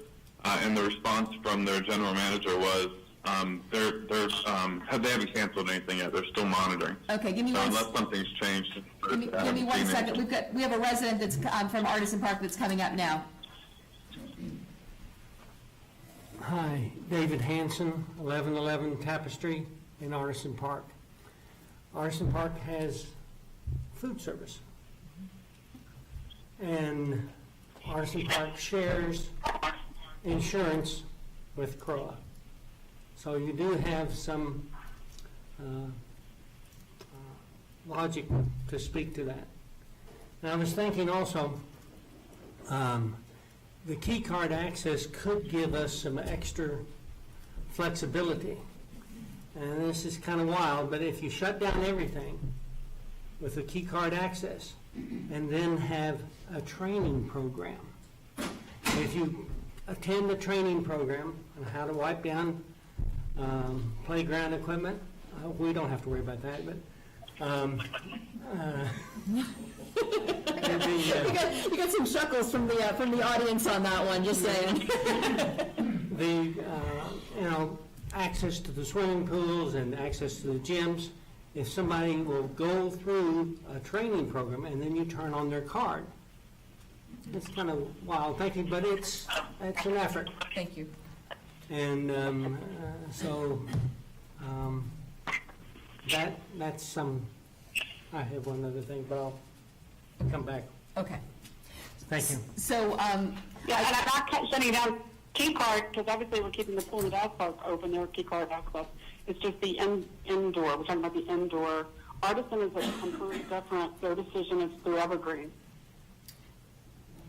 So as of right now, we've been just sharing with CROA, or sharing with Artisan, specifically Evergreen and APC, what CROA is doing. Are we just going to continue doing that? I personally believe that that is a CROA property, and if we have different rules for AP than we have for the rest of CROA, that's a disaster. Okay. I agree with Brian. Okay. So we have a motion and a discussion with regards to closing, or keeping all indoor closed, outdoor open. We have a motion and a Yes, I have a comment too. Please, go ahead, Steve. So David just pointed out, if you're going to impose that on the Artisan, you're shutting down all their business, all their food. I am not imposing it on Artisan. The motion says. That's why I'm throwing that out there. Yeah. But Everybody makes their own decision. So, go ahead, Brian. Their food service is not It would be like, why wouldn't that be like a restaurant? Because really, I thought when we were talking about indoor, we were talking about places where you did a key swipe. You don't do a key swipe to get to their bar and restaurant. There's a key swipe. It's a key swipe to get into the building. Yeah, there's a key swipe to get into To get in, you have to do a key swipe. Then exclude their restaurant. If the governor shuts down all restaurants, they're going to be shut down. They're a restaurant. I mean, that's different than their weight room, which is what we should be talking about. The pool there at Artisan is outdoors. I will let everybody know, I'm going to read this specific thing, it just came through from the CDC, thank you, Mary Ann. From the CDC, is it safe to swim in an indoor public pool?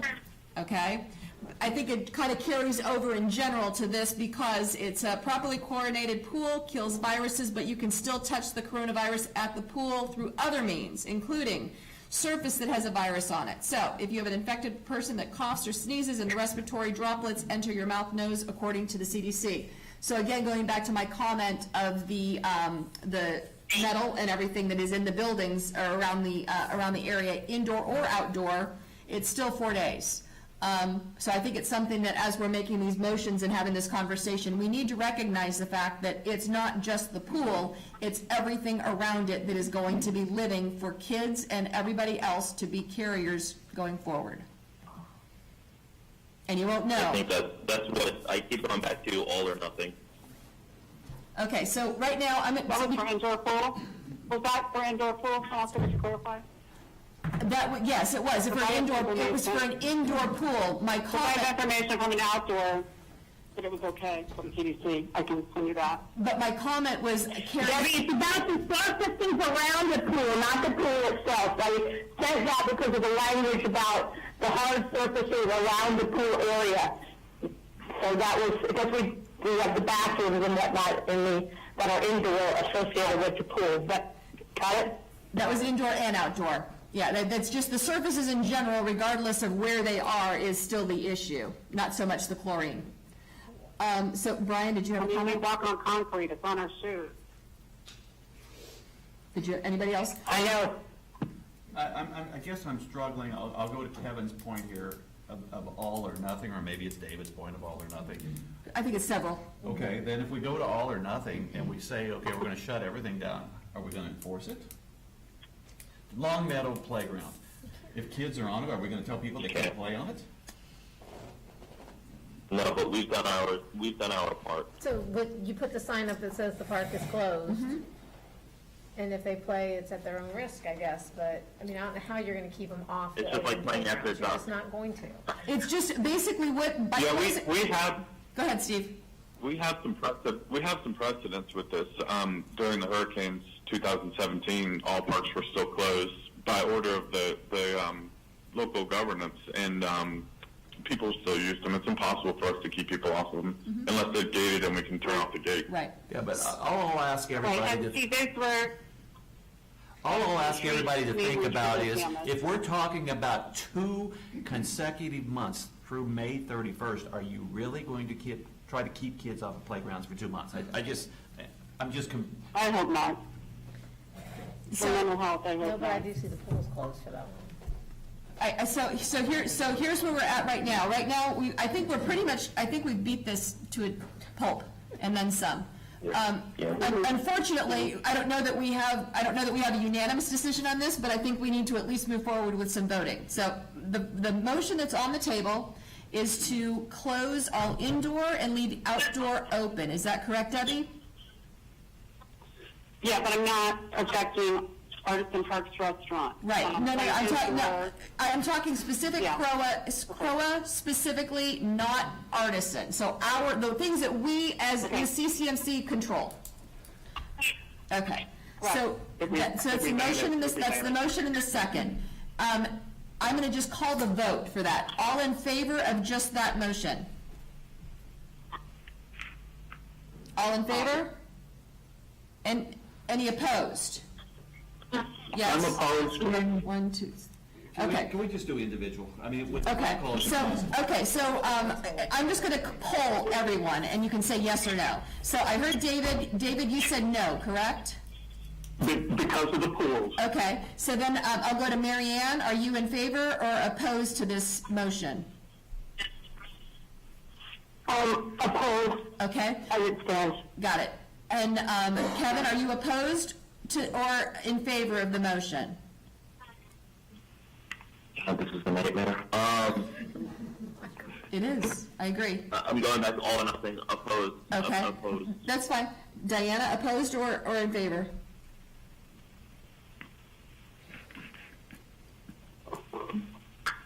No. Okay. That doesn't matter. So it doesn't matter. So we don't have any yeses to carry the motion forward. So Or no. okay. So How about a new motion? How about a new motion? that would be perfect. Would you like to make a new motion, David? Evidently, yes. I'd like to make a new motion that we close all indoor facilities and close all pools within our authority, effective immediately. Period. Okay. Do I have a second? Closing all pools and indoor, And excluding Artisan Park? excluding Artisan Park or including Artisan Park? Yeah, so not including Artisan Park. So things that facilities we manage. So CCMC So that's- managed facilities. So outdoor playgrounds. So, David, are you suggesting? Go ahead, Kevin. Go ahead. I'm trying to understand. Yeah, playgrounds, dog parks, fields. I'm trying to understand clarity on that. No, I'm saying closing indoor facilities and closing pools. So- Those facilities that are managed by CCMC. In addition That to is not. And the athletic complex is already closed. In addition to what's already closed. So the athletic field's already In addition closed. to.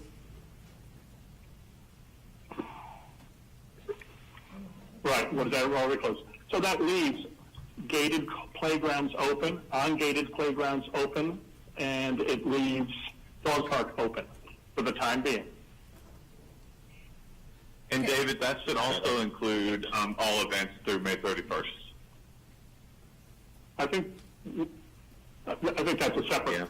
I mean, we already are operating that, and we're talking. I think we previously talked about extending that through the end of April, and it's probably going to be the end of May. But this is a separate. This is just about facilities, right? I think Steve's question is how long are we keeping it closed? Are we doing it through May? Are we keeping it until we change? Why don't we Until wait get until other the guys from CDC lifts its? Well, right now, I guess my concern is, right now, the CDC is 8 weeks. Are we under the assumption that we're at least through the month of April? Or what do you? So I have a recommendation on this based on what we're doing. Well, I guess the challenge, though, is we need to notify these we need to notify people if we're canceling things. That's the problem. We have to notify them. I think the events should be a separate conversation. Yeah. Okay, so you want to, okay. So as of right now. Maybe we need to break this out. So as of right now, David, your motion is to close pools and indoor activities. Indoor facilities. And facilities. And pools that are managed by CCMC, in addition to what's already in place. That are keyed, things that are keyed, you mean, other than the pool, so anything keyed, other than dog park and I was playgrounds. focused on. I like the original word. I'm sorry, David, please proceed. No, it's just about closing indoor facilities and closing our pools that are managed by CCMC, in addition to whatever else is in place. So David, what we're trying to ask is, are you closing the 851 building, or are you just closing things that have a key pass? You haven't defined it. No, it's the key pass. It's the key pass. I wasn't defining 851. Okay. So do I We're have? talking about mainly the gym. I think we're talking about the gym. I think Well, you're talking the gym, you're talking the Jones Room, you're talking Heritage Hall, you're talking about all of those facilities other than the 851 building. Oh, okay. Yeah. So the only reason why the 851 building is going to be open is for people that want to come in and drop off stuff at the front desk, or if they have questions, regular business type things, correct? Correct. Do I have closing indoor facilities, excluding the 851 building for routine business, and closing the pools. Steve, is that it? Is that clear? In addition, Could I? I'm going to ask get Steve. some good understanding on. I'm sorry, I'm having a hard time understanding the pool remaining closed, but because of services, and I'm not disagreeing with that at all, but those same services are going to exist in all of our amenities. That's Correct. where I'm having confusion with Correct. this motion. It's still the same surfaces. That's why that's where I'm struggling too. I mean, we're either opening it or we're closing it. If there's no gate, if there's no gate around something, then we kind of are mitigated with our personal liability.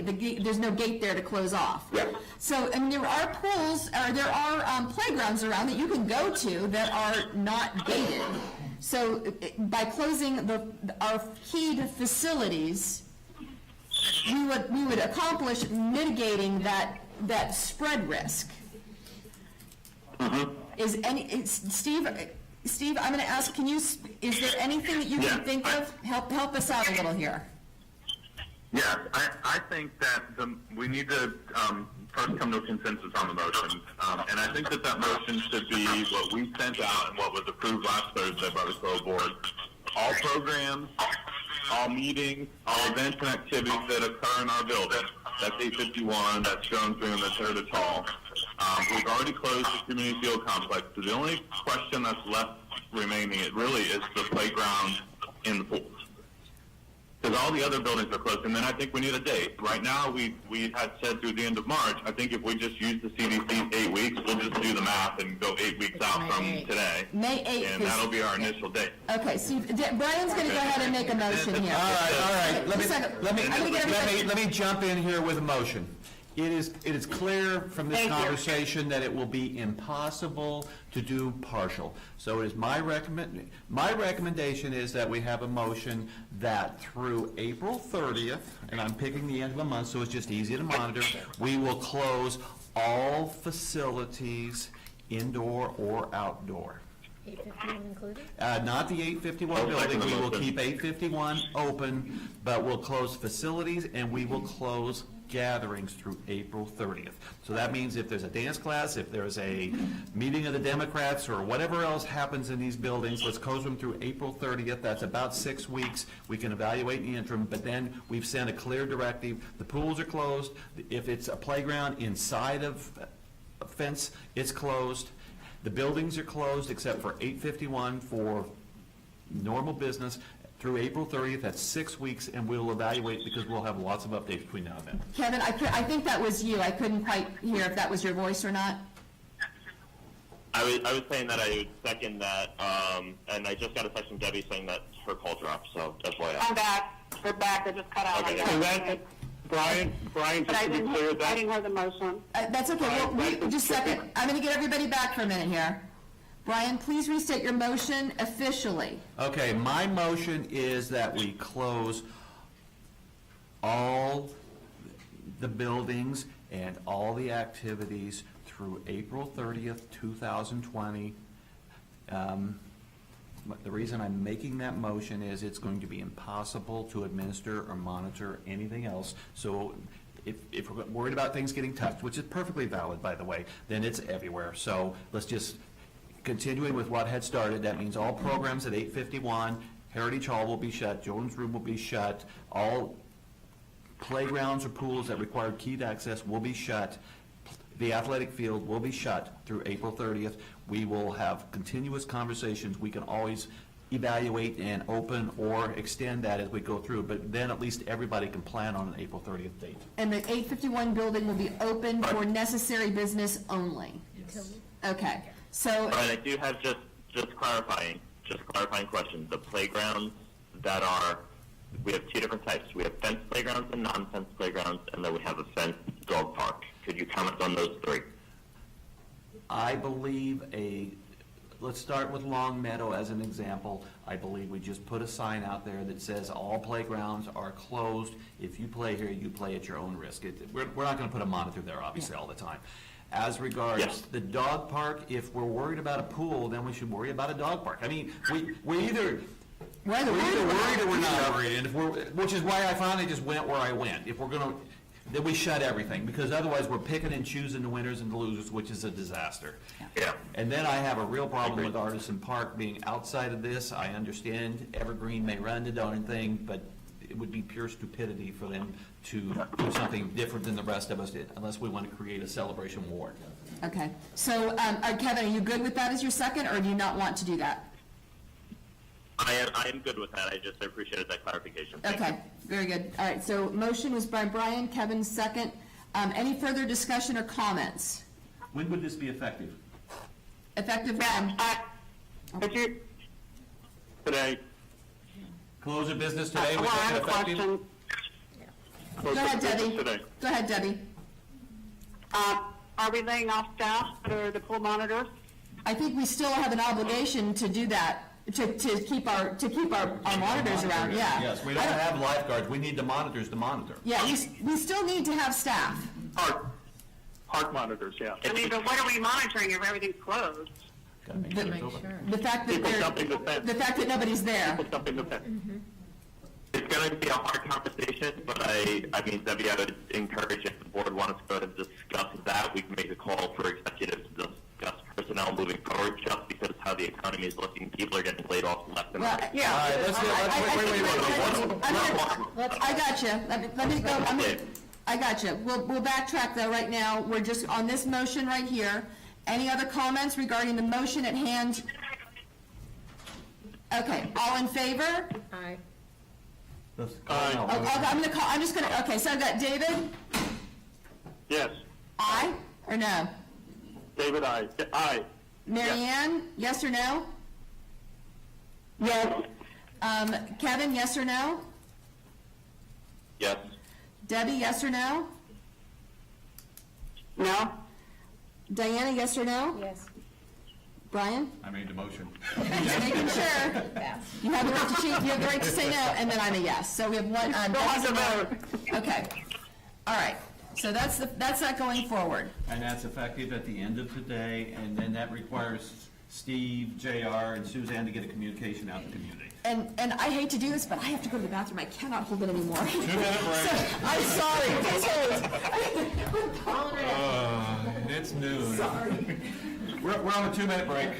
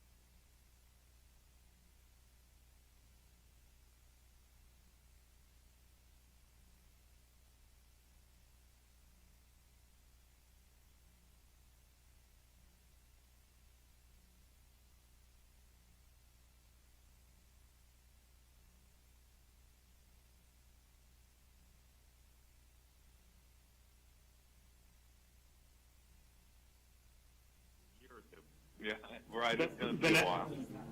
Vanessa? Yeah, Vanessa? yeah. Just want to say thank you for managing this process. I know it's a hard conversation. And I want you to know, she runs a mighty slow workshop. This will be the longest one ever. Thank you. I can thank you all who wish to speak incessantly, just saying. Thank you. David. You're managing us. You're managing us well. Thank you for that. It's like herding cats, isn't it? Okay. I don't know about cats. It may be panthers or something else. I don't know. Okay. So just as an FYI, I'm going to get everybody back. Just as an FYI, Laura has just informed me my comment about minimal supply is a reality right now, because they can't get anything. Do you need me to ship you anything? Let me finish. I'm in Virginia. We're fully stocked. Let me finish. So that being said, we have stuff, but with us closing down the facilities, it will now make it easier so that we can stay on top of things. Us staying opened as a facility was going to be a challenge. So it was more to reaffirm the fact the decision we just made was the right one to make. So that was my whole purpose on it. Okay. So, I don't even know where we're at now, I'm sorry. Okay, are we done? We're still on the virus. So right now, we're closing down facilities up until the end of the month. Do we want? End of April. End of April. End of April, Yeah. thank you. April. I'm already, it's not April 1st, right? Okay. April 3rd. No. The next thing we needed to discuss was what were we going to do with regards specifically to Artisan Park? Because that was not part of the motion. Before you do, can I just make a quick statement? Absolutely. Because all your facilities are closed and the CDC saying no gatherings over 50 people for 8 weeks, we're going to just proceed with canceling all events between now and April 30th also. Yes, that was part of the motion. Yeah, totally agree. That's part of it. Right. And notifying the right people, the people. And I think we need and I do think we need to have an evaluation at the middle of April again to, where are we at, what's going on? In addition to just making sure that the community is up to date on a regular basis through Friday Flash and all of that as appropriate. And Yep. Vanessa, if I may, it's also notifying our various partners of the Celebration Foundation, CDD, Artisan, Hospital, just notifying them that this is our decision. And the vendors, they'll got all that. They'll do the same protocol they just did when they notified what we were doing with our meetings, and they'll just carry it on. Yeah, good. And David, if we could add Georgetown and Siena, these other areas in the community that have their pools. That's a great idea. That's a great idea. Oh, for the community pools, got it. For Georgetown and those that have pools that have amenities beyond ours. Georgetown, Siena. Now, those are not CROA related. Those are definitely private, so we don't have control over those like we would. But it's certainly letting them know what we're doing. Are we also then postponing committee meetings? So ARC, Everything but a meeting that the CROA board calls. Well, are we good? So just to clarify then, we have, I'm going to, just to meet 1 second, Debbie, and I'm going to do this just to try and stay focused for a second. So as of right now, we have an ARC meeting that's tonight. To clarify that ARC meeting, why don't we do it here? Because I believe there's going to be somebody that's going to be calling in, and you already have all the facilities here. Is that reasonable to do the ARC meeting here tonight? Okay, that way, because the community... Yeah, everything closes today. Yeah. Close playground. Right, right, I just want to make sure that we're on the same page. So ARC meeting will still happen tonight. We will communicate with all of our partners, like we've already stated. What other items with regards to business, and this question is to Steve, is there anything that you can think of that is left open that we need to give further direction on with regards to this? And what do we want to do? Nothing else.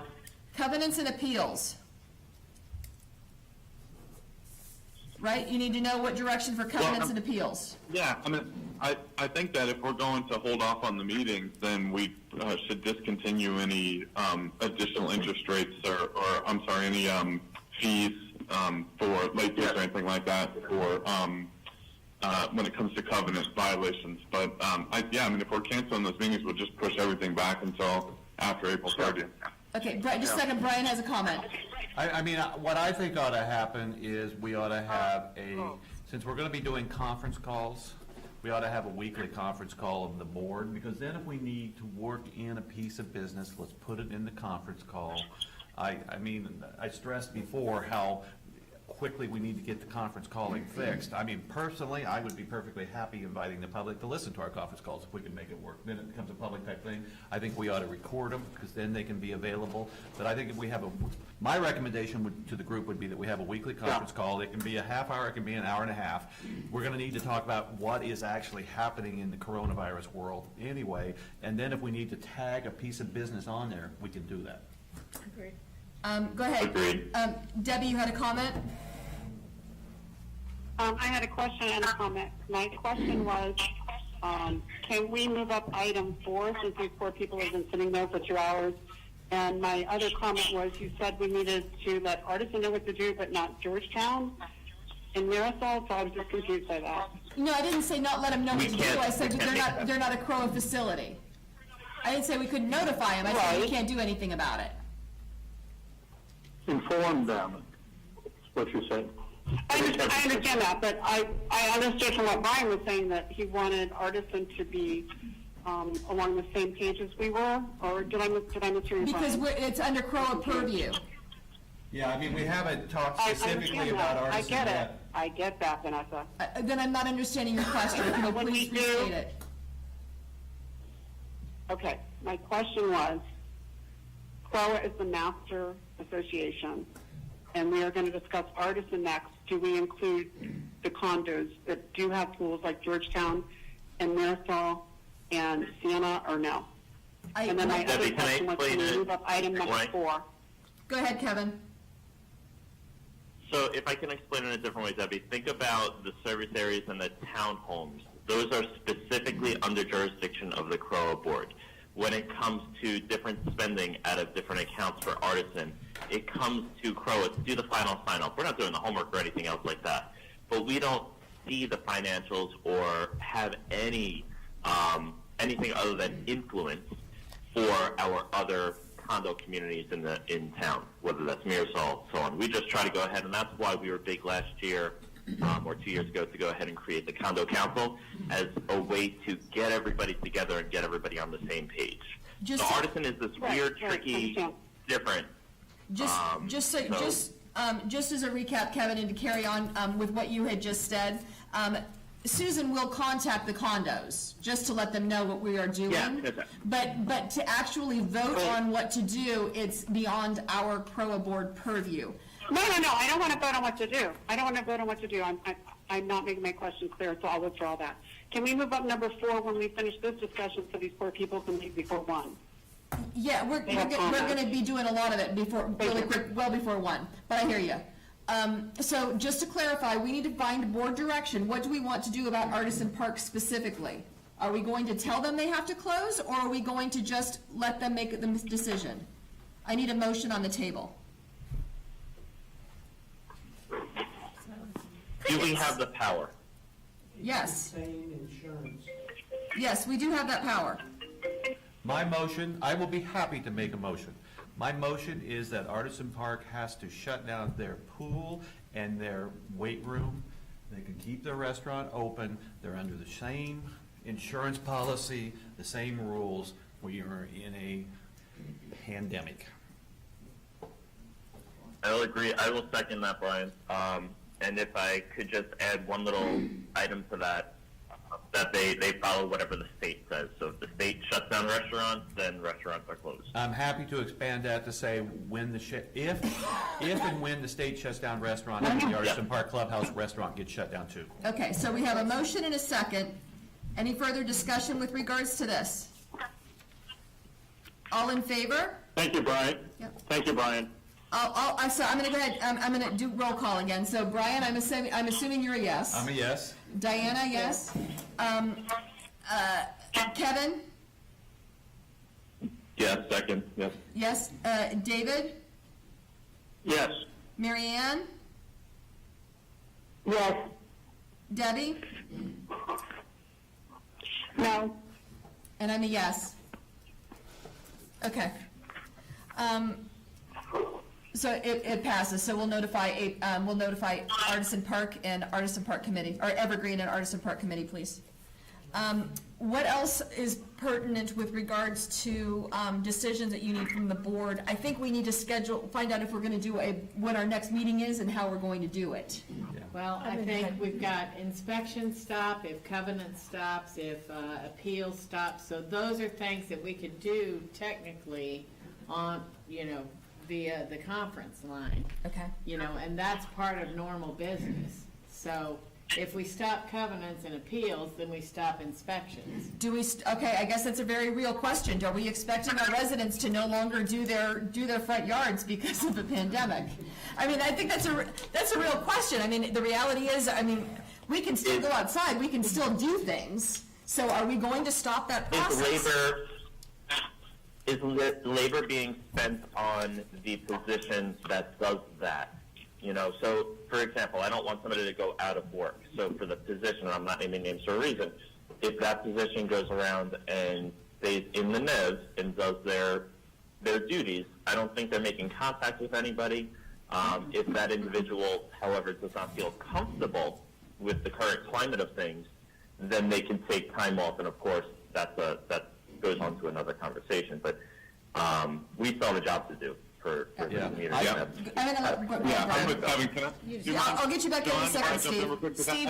Steve, give me a second.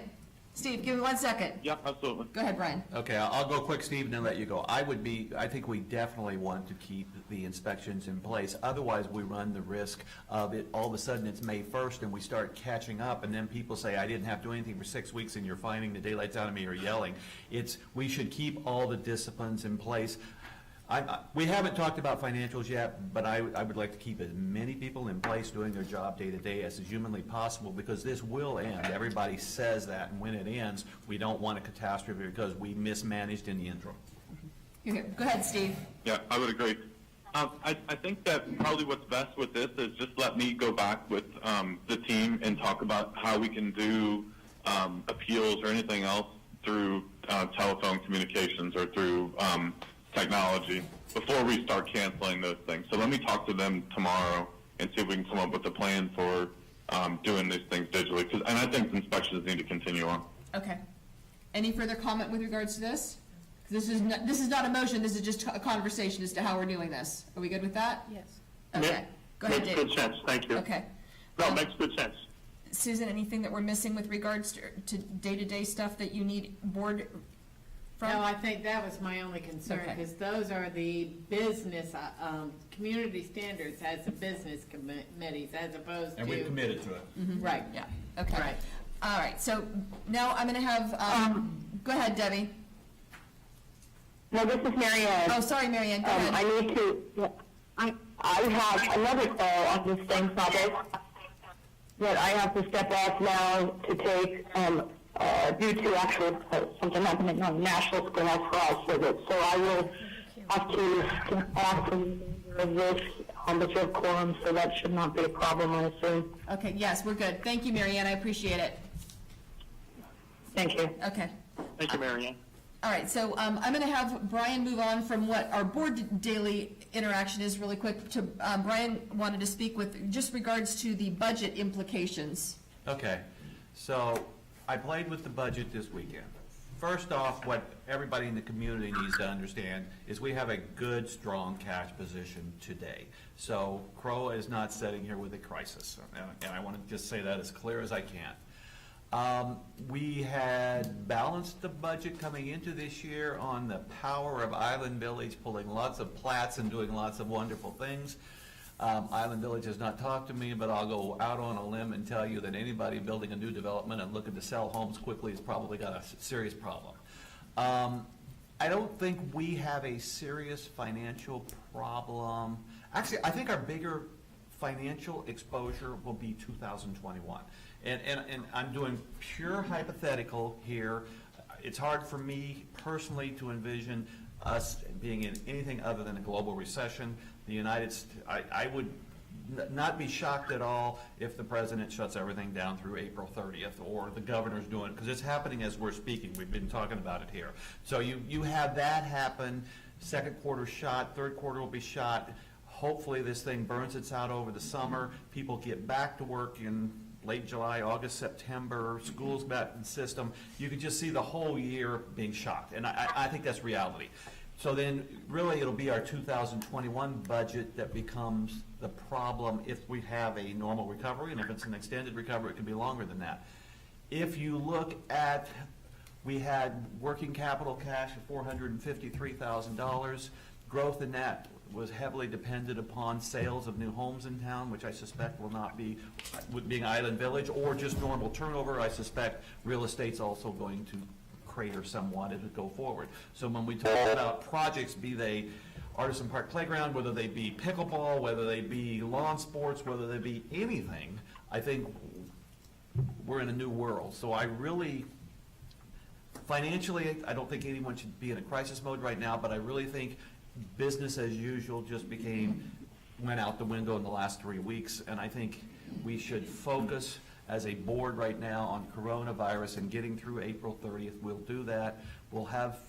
We've got money and stuff like that, but as we go forward, the reality of coronavirus is something we're going to have to figure out, and how it impacts our budget really for the rest of 2020 and 21. That's my comment. So I think that there's a couple of different things. Obviously, I will address the elephant in the room, and that is we have a group here that is here with regards to the discussion of the Artisan Playground. I think that part of our conversation tonight needs to be, first of all, I don't think we're going to be doing any workshops at all based upon our previous decisions on anything that requires open comment. So any workshops and things like that, we are going to be getting comments back from residents, we can't do those, because obviously we don't want to gather.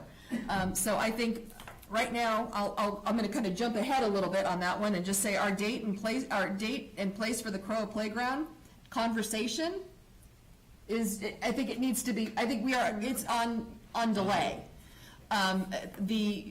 We need to make sure that we can get groups gathered. I think the financial implications that Ryan is discussing, and I think that goes with anything that we're doing that is not something that is of urgent pertinency. I think we need to have that conversation. So on that comment, based upon what Brian had just said, I'll open it for discussion to the board. I don't think there's anything that's actionable on this other than we're delaying this until after we do regular business again with regards to the playground. And any workshop. Is there open dialogue on that, board members? My one thing, you are my eyes right now, so thank you. If I was looking at the audience right now, I'd actually look and see whoever might be there, if anybody does have any comments, because I, just as one, don't, I'm not always meeting with residents and people on the side and doing phone calls. I like to hear if anybody has anything to say. So I just... Here, I agree. I'm not saying we're doing it. I don't want anybody discouraged from speaking, no. Yeah. And then also what we had talked about at the beginning, I would like to comment. What we had said at the beginning of the meeting was these people are here. This conversation is going to continue in Artisan, whether everyone stays in their house, or they go swimming or not, or they go to the restaurant or not. The conversation is going to continue. They have to come to the meeting. I would like to hear them speak. I would like them to feel comfortable to speak and not feel that they are being suppressed by anyone. I'm not suggesting that. I'm just saying that if there is anybody that wants to speak. Got it. Just for clarification, is there anybody here that feels that they have been suppressed by their speaking at any moment in time? Okay, they're all shaking their heads no, so nobody feels suppressed. I think we're good. I actually want to answer. No, I want to answer that. Go ahead. Every single person out there from Artisan in this room has spoke to me and has spoken to me a lot the last 3 months. To say that any person is suppressed is just bullshit. And it's time to end this nonsense. No, Debbie, listen. You listen, Debbie. You have started this nonsense. Great. It got you elected. Congratulations. We have not suppressed conversation. I didn't start this. Oh, that is ridiculous, Brian. I did not start this. Okay, everybody stop. Stop. Debbie, everybody stop. Please. My purpose for making this statement was to open it up. If there was anybody here from Artisan Park, based upon knowing that we're moving things forward basically we're not doing anything until we know what's going on with the economy. Is there anybody out in the public now that is in our audience that would like to take this opportunity to speak? Yes, please. And then I'll get you next. Go ahead, please. Hi, good morning. John Wheaton, 1306 Artisan Avenue West. So first of all, I want to commend the board. We have seen a significant change after the elections, and that's not to imply anything, but we definitely have seen some positive movement. We were very, very pleased in Artisan Park. At least I can personally speak as a homeowner, that I'm really happy that you guys are keeping things open, slowing things down, which is very, very good. In fact, what Brian said, being a CPA and a finance guy that worked many years in the markets, we would even be open to, Brian mentioned the words 2021, we would be open, at least I think a significant number of people would be open to the idea of slowing things down significantly. First of all, there's no rush. You guys probably aren't in a rush. I hope you're not in a big rush to make a decision on this. Slowing things down to maybe towards the end of the year first. Also gives you guys an opportunity to, like you said, Vanessa, build consensus in the community, particularly Artisan Park, to determine really what people want. And on that note, I think it would be great just to reiterate what was mentioned on Wednesday, and that's my last comment, is that it'd be wonderful that we could have some sort of a vote or referendum to sort of put out the top 2 or 3 ideas of what owners really want to do in Artisan Park, and then obviously put that forth for a vote, maybe through a referendum in our community. So thank you so much for giving me the opportunity to speak today. I'm going to ask no applause, please. Thank you.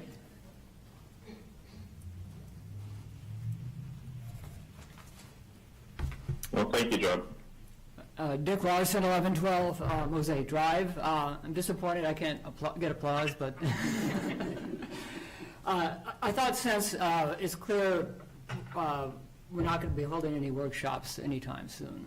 And I would echo John's comments. I think the folks here at the table have listened to what people have said, so thank you for that. I just wanted to make one comment about kind of closing off this phase, which we're obviously going to do for a while. I know Vanessa knows this and probably communicated that to the rest of you, but there was an APC meeting last Wednesday. And, while we're putting a playground on the park is really a non-starter, I think, at this point, there was a compromise put on the table that I think would have good support, which was to put a playground next to the clubhouse on the existing lawn, which is north, I guess, of the playhouse. It's a flat space. It's plenty big. I think would have a lot more support than the other ideas that have come forward. So I just want to make sure everybody knows that is on the table. It's a compromise, I think, that actually will have a lot of support. And then secondly, one way you could easily get the sense of Artisan Park on this is to suggest to the APC that they do hold a vote. That could be easily done. It could have a couple of options. For example, a playground on the lawn, which CROA would help fund if money is available. Another option could be a playground on the lawn that AP pays for, or no playground. A very simple vote sent out to all of the AP residents. You get the answer back, and then whatever the answer is, you could be comfortable that you have the sense of the community.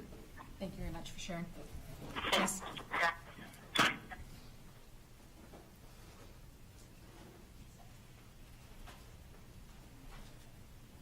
Christine Hansen, 1111 Tapestry Drive. This will be very brief. I have no problem with, obviously, with postponing this because there's a lot bigger things to be concerned with. But in the interim, I know it was going to be part of the workshop, was sharing some of the actual drawn plans. I know they're available because apparently, I guess, certain Artisan Park Committee members have seen them. Is there some way that at least those could be made public somewhere where the residents could at least see it to have some food for thought over the next couple months while we're waiting for the actual workshop so that they can think through and have some reasonable, sensible questions to think through, would this work, would it not work? I'm not talking about the lease and all that kind of legal stuff, but just the drawings that apparently I understand have already been made available to some individuals. Okay? Just go ahead. Hey, Vanessa, can I add a comment to that? Yeah, go ahead. Well, Eileen's on her way up. Go ahead and comment. Go ahead and make your comment while you're there. Yeah. Go ahead.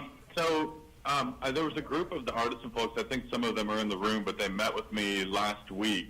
And Kim Fitzpatrick is the board member, or the committee member from Artisan.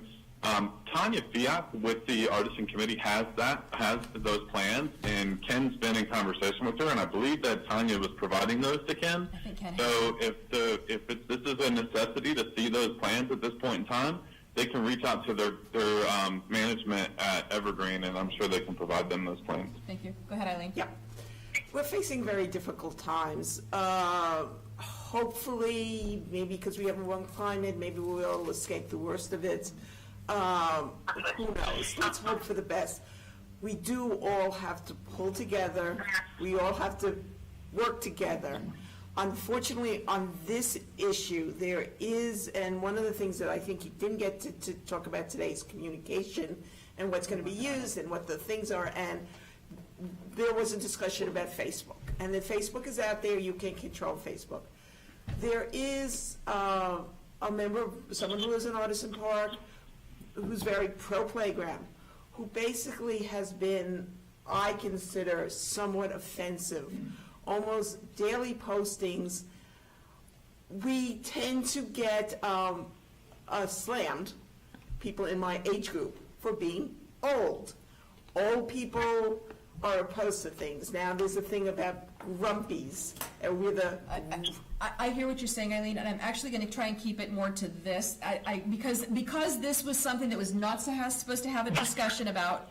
There is no opportunity for anybody to actually defend what they're saying. So I think, to be fair, I think we just need to keep it to what the facts are and moving forward. I hear what you're saying, but let's try and stay positive on it.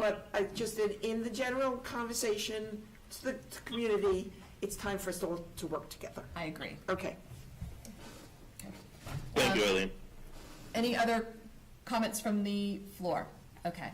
So I guess I will call the elephant in the room.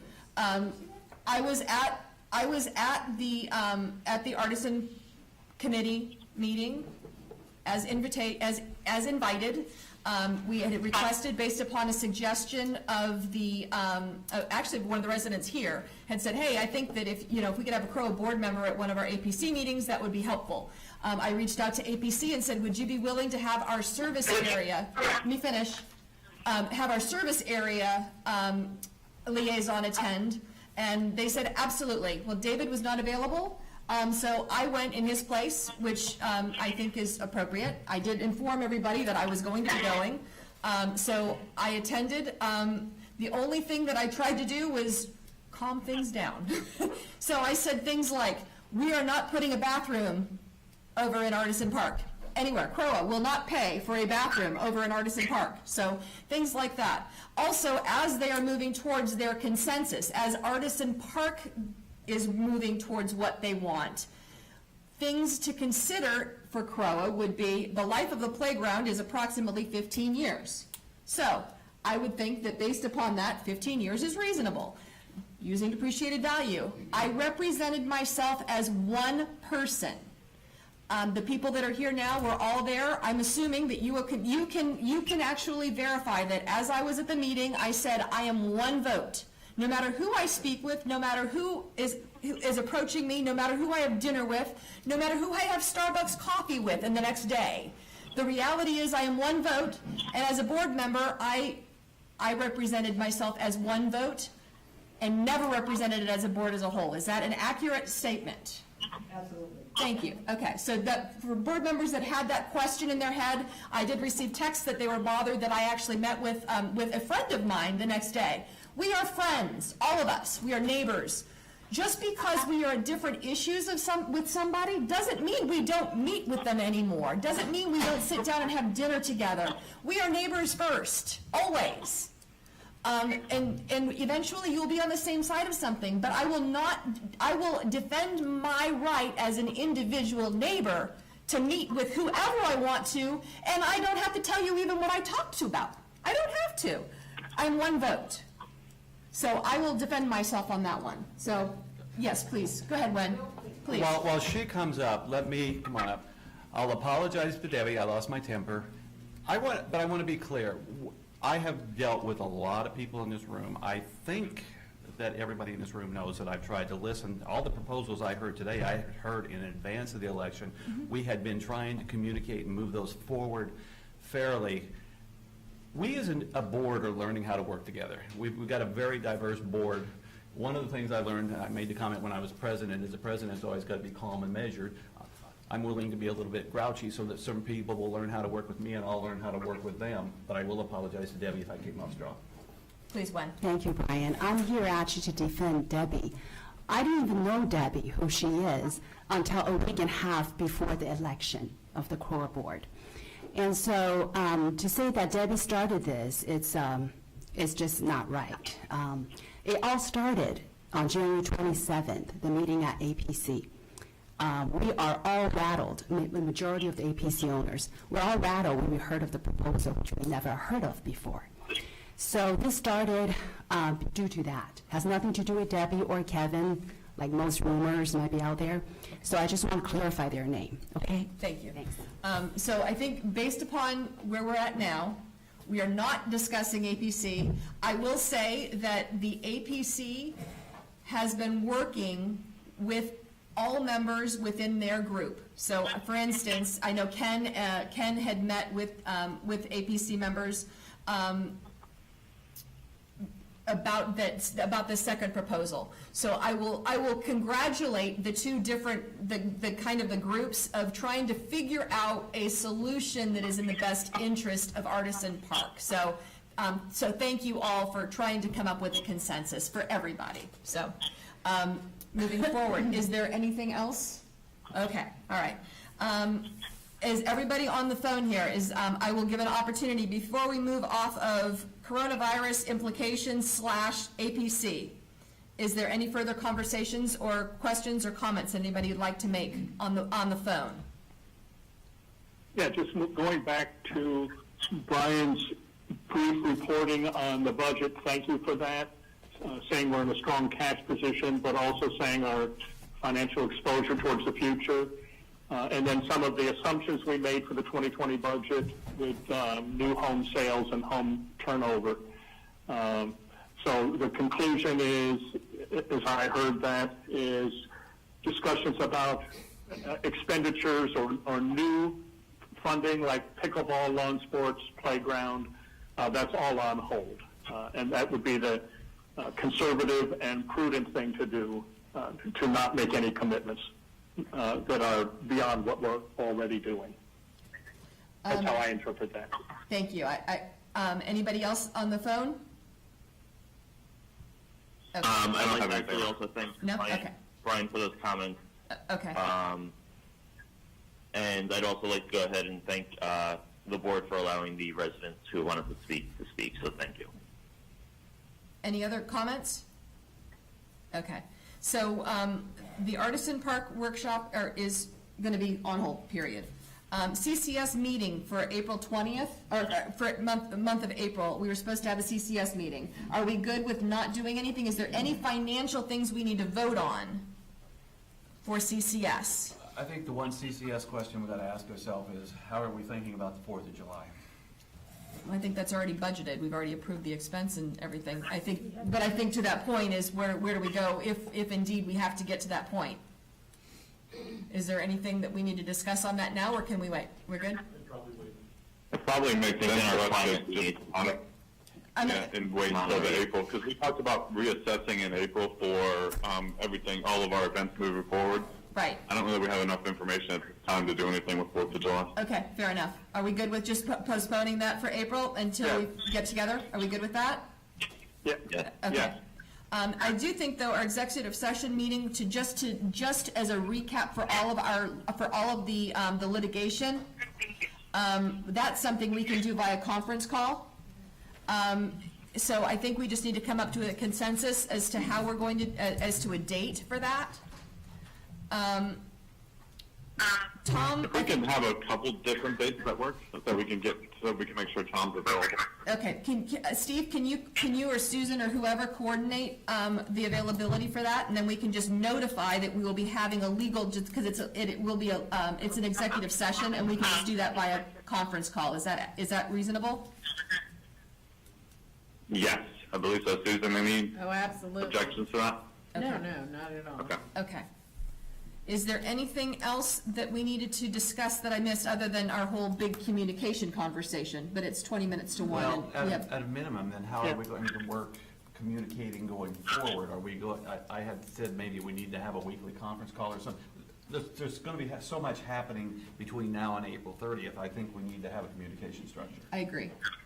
Any suggestions Steve, on how to handle that? I'm going to backtrack. I'm going to ask Steve specifically what we can and can't do, and then we'll open it up to everybody. If it's just a discussion, I mean, I think for board meetings, you have to allow residents to come, and they should be allowed to have feedback. If we're not talking about actionable items, we can set up a room the same that we did today.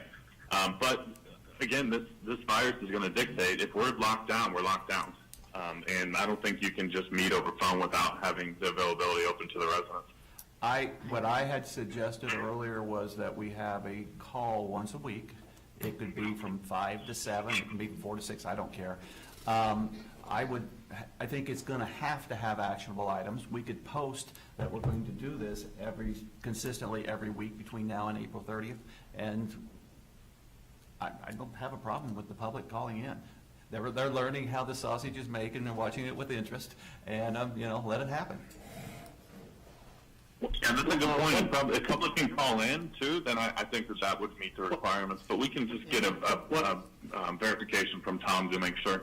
Thank you, Steve. David, were you trying to say something? Go ahead, David. Yeah. One thing I would like Steve and his team to look at is different ways of meeting electronically. Some of that will be where the public can raise a hand. So they post that, and then Vanessa can acknowledge that rather than having just to have an open mic. So there's ways of doing that. Some of that might be with webcams and televised, so there's a mixture there. So I would just explore options and always have a backup available, as we had to go to a backup call-in system today. But I support like a weekly meeting just to stay on top of this and whatever we need to be discussing. We have a public comment from 72. Susan, is this something that's reasonable or not? We just need to check with I think Tom. it's totally reasonable, absolutely, and I've got a note to reach out to Tom. Yeah, we just need to verify whatever we're doing is legal to 720. Please go ahead. George Ruiz from Artisan Condos. It has not happened yet, but they are having a meeting tomorrow night, and they have presented to all owners a telephone number that they can call in and listen to the meeting live. I don't know if it's going to work, but it's set up. I don't have the email with me right now. They also have it set up for people to email questions while the meeting is going on. Okay. I don't know if it's going to work. This is the Artisan Park condo meeting tomorrow night at 6 o'clock. Okay. In the essence of not having people having to come. Right. I don't know if it's going to work. I'm just letting you know. Can you please let us know how it works? Any feedback on that would be awesome. Send us an email. Yes, please. There's so many different Yeah, there are. conference So- bridges and webinars that this is more than possible. Yeah, we just have to find one and. Right. So we will task management with problem solving that one. Sorry, guys. And Eileen, please. Quick comment. Let's hope that works. But I would like to make a comment, particularly with what we're doing now, is that it would be helpful, particularly when you have a lot of male voices, a lot of female voices, that the person states their name when they're starting to talk, because I've been on some of these, and you think you know someone's voice, you really don't, but just... Thank you. Some of the systems I know, I used like when I was in business a long time ago. We used to have identified, and whenever they wanted to speak, they clicked green, and whoever was chairing that particular discussion would call specifically on that item, and you would actually unmute them, so you could not have interruptions until they were actually called. So there are systems out there that are available. We just need to find out which one's going to work and within 720 laws. So.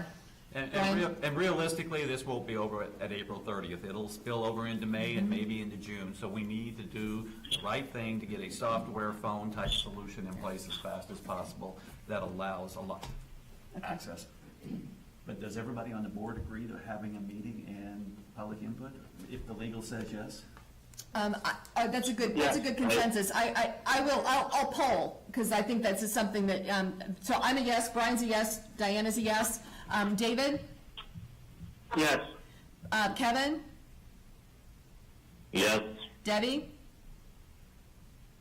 Yeah. And Mary Ann's gone, so that's it. Okay, so the polling is yes. So we're good with doing it all online if we can make that happen. And Vanessa, we'll talk about what works best to make this happen, and then we'll just do email verification with the board to set the date and time next week. Okay, very good. And Steve, this is David, just to suggest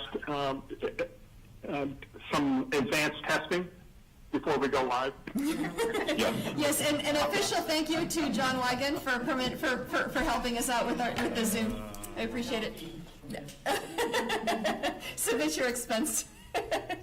Okay. Are we still on? Go ahead. Yeah. What did you? Go ahead, Debbie. I have a comment. I wanted to explain my no vote. The county has all pools and dog parks open, and that is the reasoning for my vote against the board, because I thought we had agreed to follow county and state. Okay, thank you. It's both fun. I just want to let you know why. Okay, thank you. Any other comment? Do I have a motion to adjourn? Motion from Brian. Do I have a second? Second from Diana. Okay, meeting is adjourned. Sorry for the delay and long one here. All right, thank you all. Be safe. Thank you.